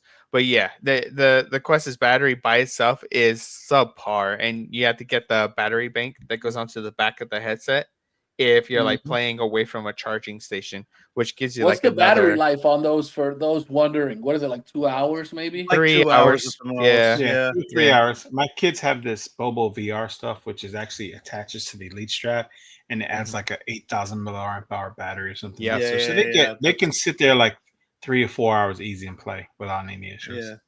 Yeah. That's what I also got. I got a battery pack to go onto the back of my headset that adds like 10,000 milliamps, which is supposedly is supposed to give you like another 3 hours. But when you're playing like heavy duty stuff, it burns out pretty fast. And like when I'm playing No Man's Sky, I could get like 4 or 5 hours.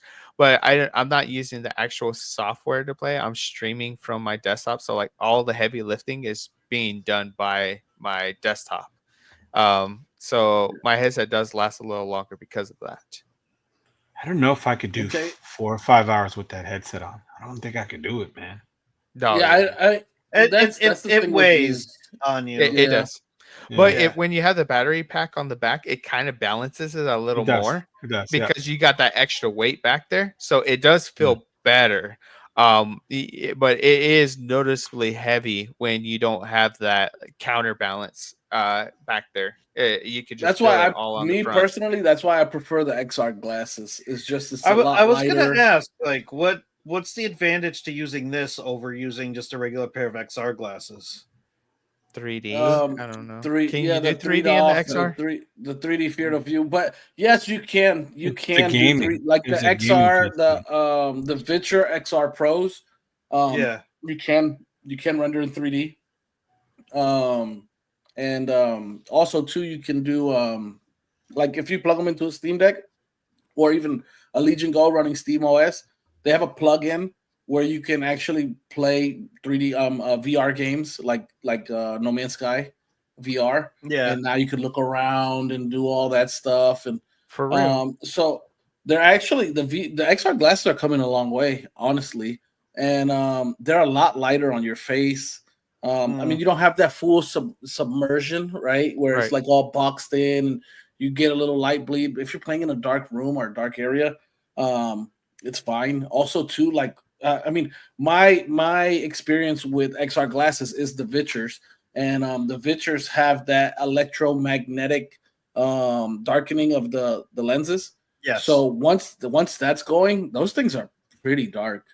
Well, I mean, that would be a benefit exceptional. over the glasses is that you could play them in the dark because MetaQuest has this neat light or some small form of light to be able to like kind of like figure out where you are in the space. So like when they don't have no light, they're like, I have no idea where you are. I have no idea if you're turning your head. Well, or you can turn that off for the boundary. You mean? No, it's not boundary. It needs light to be able to figure out where you're at. If the cameras on the front can't see anything, it doesn't know if you're turning your head, looking in a different position or things. Like the gyros will know, but like it's pretty far off. Like you could just lay in bed and you could play, but like turning your head or anything like that, it sometimes it gets it, sometimes it doesn't. And then sometimes it'll throw like a warning at you, like, hey, I can't find boundaries and stuff like that. Which, like you said, you can turn off. But it definitely needs a small form of light. It usually likes light. So that's interesting. Yeah, the more light you have, the better for a headset. But I have played it in the dark, laying in bed with my MetaQuest. The experience is good, but it's not as great when you're playing it like in a lit up room. It's more accurate. See, and that's where I like the XRs because most of my use on XRs is like they're on my nightstand, and at nighttime when I want to play on a bigger screen but not turn on the TV and bother everybody else in They the just room. gotta connect the controllers. Like my if wife they connect the MetaQuest controllers to the XR glasses, I'd be in. Yeah. I mean, you're not connecting those. But you can One use. thing I will say controller about the XRs versus a MetaQuest is you really cannot move your head when you're wearing XR glasses. Like you were meant to be sitting in a stationary position, and I found that if I do move my head at any point, it does actually tend to trigger a little bit of motion sickness. Whereas I don't really necessarily have that with the MetaQuest 3. The problem with the MetaQuest 3 is that that's just so heavy, it just weighs down. So it's like there's pros and cons to each one, right? But neither are really a perfect solution. I also think I get that. I mean, I've used the OG Vitchers, and I know that Too Loud has the newer model ones, the Pros. But you know, I still get just a tiny bit of fuzz right here around the edges when I have them on. It's not horrible, but like if you turn your head, you can notice it. And that's one thing, like when you put on the MetaQuest, you got like that immersion. You don't see that. It looks like you're just in a world. You got the whole perspective on your sides of like area and land and everything. Oh, look at this guy. Yeah. Those are the Vitchards or these are the XR Pros. Yeah. Okay. Yeah. So and for actually, me with the XR Pros with the diopters, I don't get blurry around the edges because I do tune them.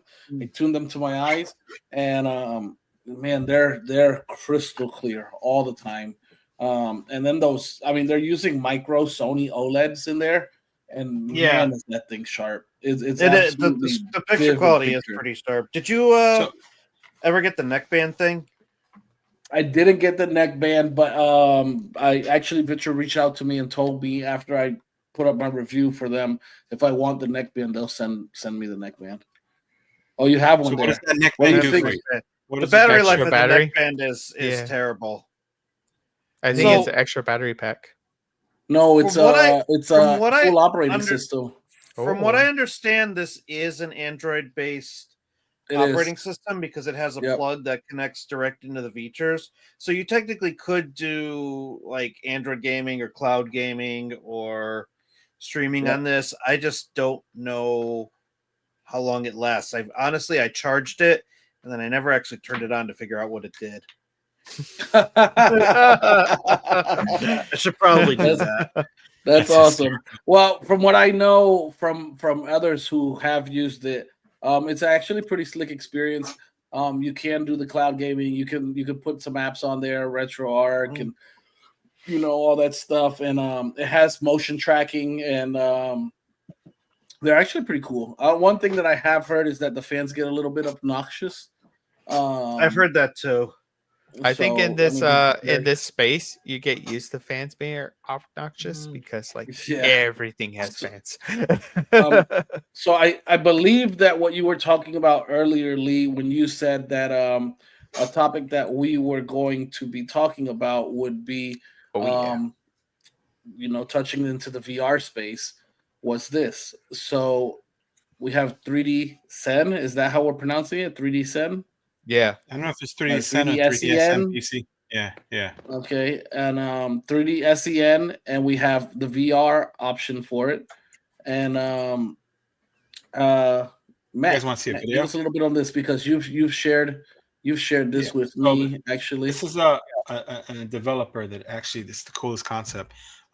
He's got it on Steam and Itch, and basically he's taking NES games and he can turn them into full-fledged 3D games, and it looks so cool. I mean, and you can do it in VR too as well. So let me just pop this video up real quick, and we'll play that so you guys can see it. It's a minute-long video, but we'll take a look and see. That's pretty funny. Yeah, it is. That's pretty funny. Hey, Polar Knights. We'll all grow it up just for you. Just so we know, Polar Knight, I know I'm the patchy bearded one, brother. I get it. It's all right, brother. We should have had us stacked in the right orientation. Hold on, let me see. I just work it out. I'm probably right under Mikolov, and then probably then Jedi, and then you. Yeah, here we go. Yeah, there we go. I've got the smallest beard here. Yeah. We got it stacked in the order of evolution. Yeah. I technically have a goatee. I don't even have a full beard, although I didn't shave today, so it's coming in. That was for you, Polar Knights. Yeah, there you go. We got it. So take a look at this. And now you take an NES game, and then you take the 2D and convert it into 3D. How freaking cool is that? And you can play it in VR. That is pretty slick. Honestly, that is pretty cool. It's just a rendering thing, right? I know, but it's so cool, man. It is. I wonder though, is it just a rendering thing? Because like in VR, how does this look then, right? Because he has a VR download for this. There's like a video where like they turn it to the side and it literally has like the textures. It's insane. Like I don't know if they just went through games and like added the textures, or maybe AI is generating them. I don't know. I have no idea. I would lean toward. There's probably a big possibility they're using AI to generate, or some type of procedurally generated thing. Yeah, because AI is getting. You got to think that's a lot of games to go through to develop textures for. Yeah. Oh yeah, I saw the Power Glove. You peeped the Power Glove? Yeah. I seen it. That is pretty cool. I would love to have one of those in my collection, actually. Someone has one. Who has one? I saw one. Hey, this is a cool little advertisement, honestly. Yeah, HTC Vive, huh? Yeah, they're like, come to HTC Vive. Man, the downfall of that company, huh? They had some interesting concepts too. They did. I loved HTC. I really loved HTC. They were great. I just don't like the towers.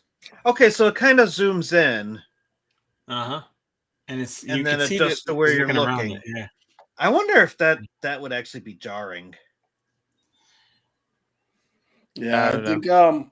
I think for some people possibly, especially those who have like motion sickness or stuff like that. Mm. I don't tend to suffer from any type of motion sickness or so even I with don't like what you either. were saying with the XRs earlier, like I don't get that experience even when moving. I literally walk around my house using them, like acting like I'm paying attention to everybody's what they're saying or doing, but I'm really not. Yeah. I'm I, in my own world.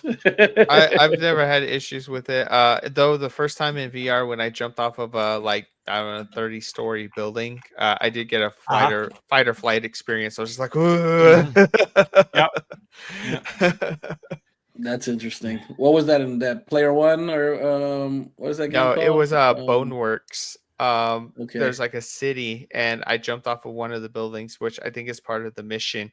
And like I felt like I was falling, so like fight or flight just That's kicked in, and interesting. like I could That's just feel the interesting. adrenaline firing up, and I was just like, "Wow!" Super, super I had the interesting. same experience in that game you're talking about, the Population One. I think I was running from somebody, and it was like across a construction building or something, and it was like one of Yeah. those scaffoldings.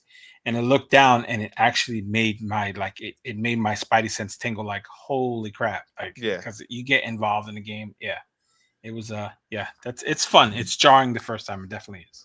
I love VR. I wish it would progress quicker, and it would get more traction. I know it's just not there yet, but I really want it. Okay. It's a great thing. So I want to spend a couple of the last we'll do another 10 minutes here and I want to spend that with Michaela, but before we do that, if I don't one of you can pull up a side image of that one XSugar, I just want to give a brief moment to look at the thickness of this girl. Bro, Like I it need it is. in my life. I just You have I it. know Lee is like all in on this one. yeah, And I need it in my life. Like here really I'm bad. gonna bring her up and man, when I tell you like this has to be like a self-defense weapon. Oh my I gosh! mean Look at that. That looks or like a it's a battery nunchuck. backup. I don't know, like Yeah, I don't know what it is. like Yeah, after this video, I have a video here. We'll bring it up or a picture of it when this video is done, and it gives you the actual feel of how thick this thing is. It's a thick I mean, boy. it Yeah, is. It really is. It really, really is. It looks cool. Very weird. It's like one of those things Weird's where the it's like best. weird, and its weirdness makes it cool. Kind of like the Cybertruck, right? Like the Cybertruck is absolutely weird, No, but it's still don't even cool. put this thing in the Um, same area as the Cybertruck. Ah, no. I don't know. My opinion, the Cybertruck is cool. If I was like, I always say this to my wife, like the day I become like a super rich baller, I'm gonna use one of those for my farm truck. It's only gonna be used to like haul feed out to my cows and like You're it's insane, gonna, dude. You're insane. like Alright. just ultimate baller. Like I'm what's pretty a farm sure truck, a there are going to be Cybertruck? more Cybertrucks out in the world than there are going to be 1X sugars.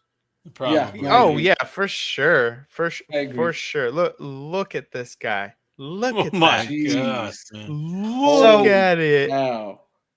I got to hold an engineering sample, like a CNC sample. It was not functional at CES, so we weren't allowed to like take pictures or anything of it. But we basically gave them Wow.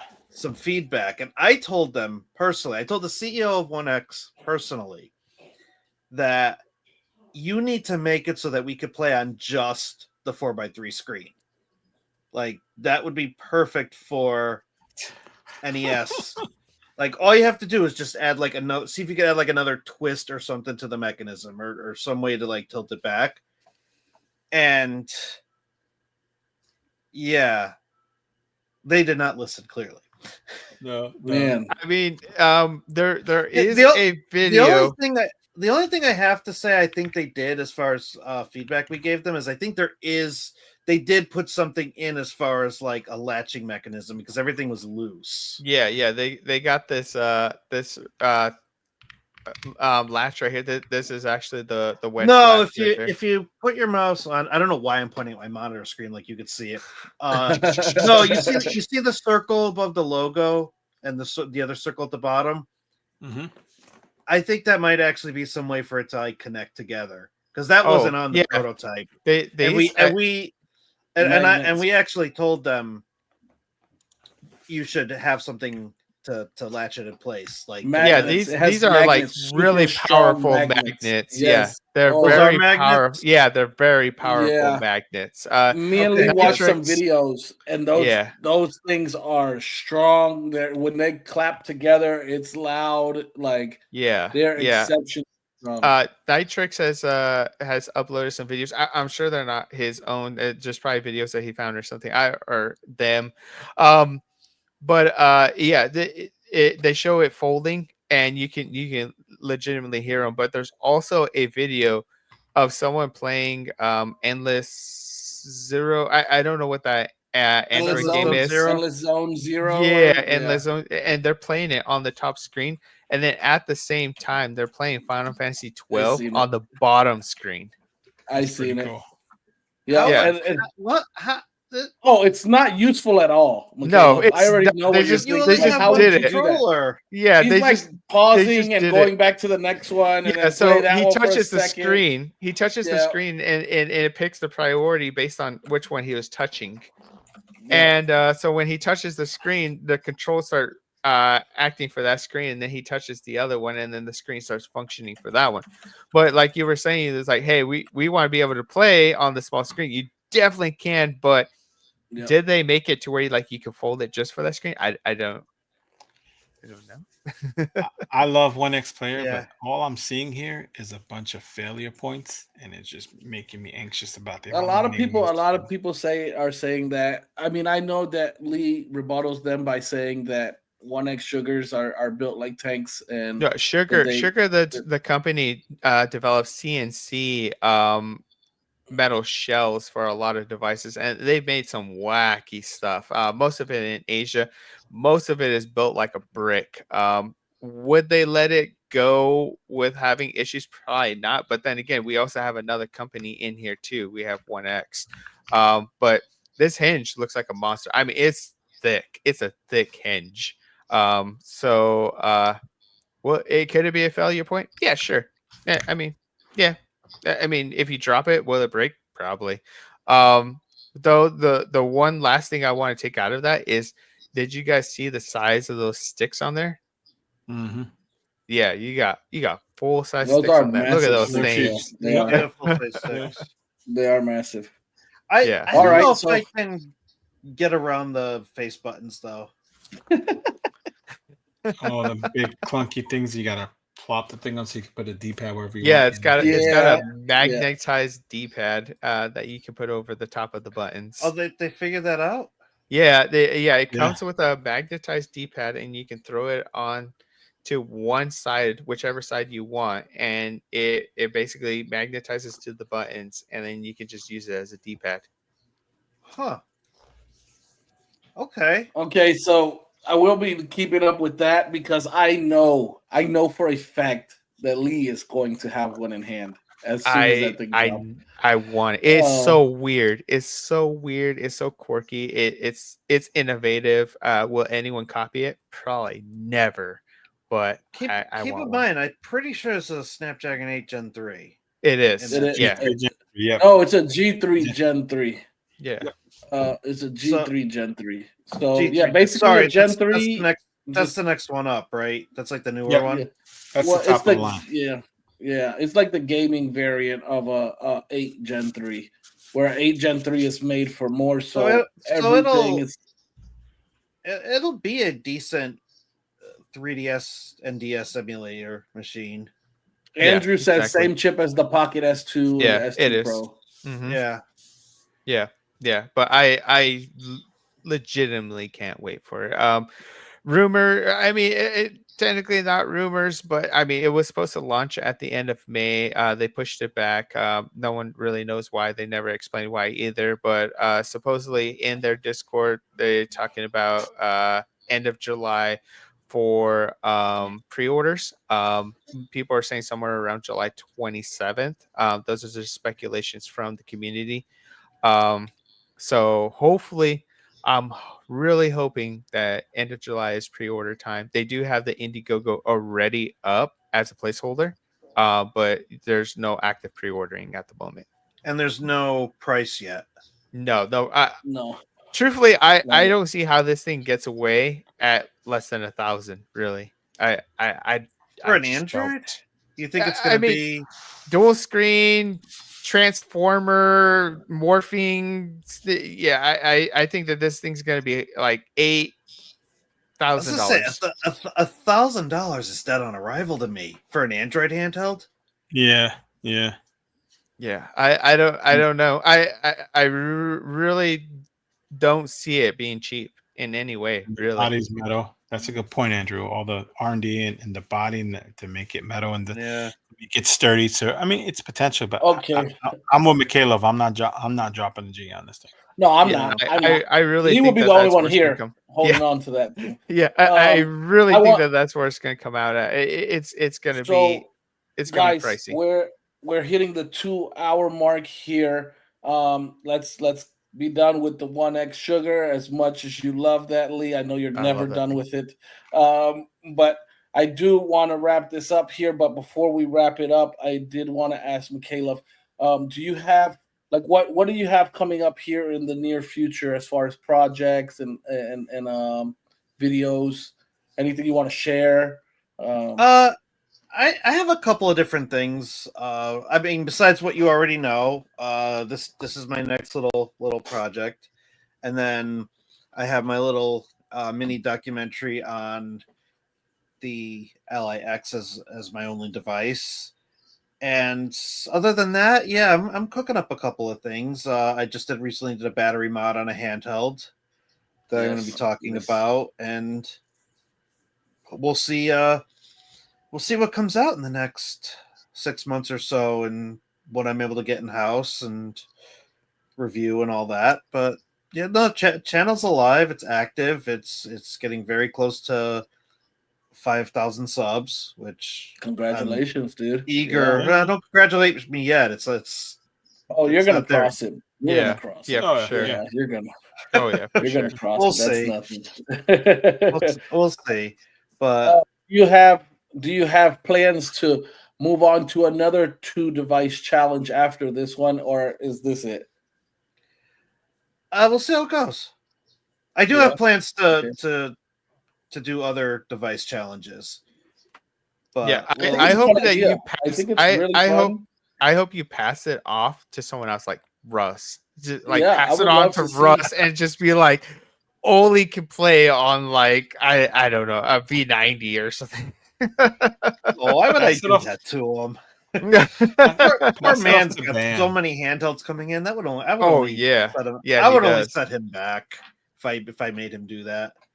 I would It- like to see, even if it's through smaller creators, I would still like to see a challenge like that go around. I think that would be pretty fun. I think that it'll get That people maybe that's kind of to maybe play that should more be games. the next maybe that should be the next Tagur It. Yeah, the maybe one that device would be a good one. challenge. Actually, I don't know how many big creators would really want to partake because they have to get that content out there, right? And how can you Yeah. make content on just 2 devices when you have 2,000 sitting on your kitchen table? Yeah. So yeah, I mean it's a cool challenge. I'm glad to see it, and I hope you enjoy it. I hope it's not all rough. I hope you get to actually find a use case where you're like, hey, actually this is pretty cool. I got to play my games a little bit more, or whatever is the case, that some kind of light comes out at the end of the tunnel from doing this. yeah. I think so, and I don't see a lot of for the reasons you mentioned. I don't see a lot of creators really taking that on. So Yeah, we'll see what They happens. said, Andrew says send the challenge to ban. That's what I that said. would be rough. Yeah, That he'll would tell be me rough no. for me.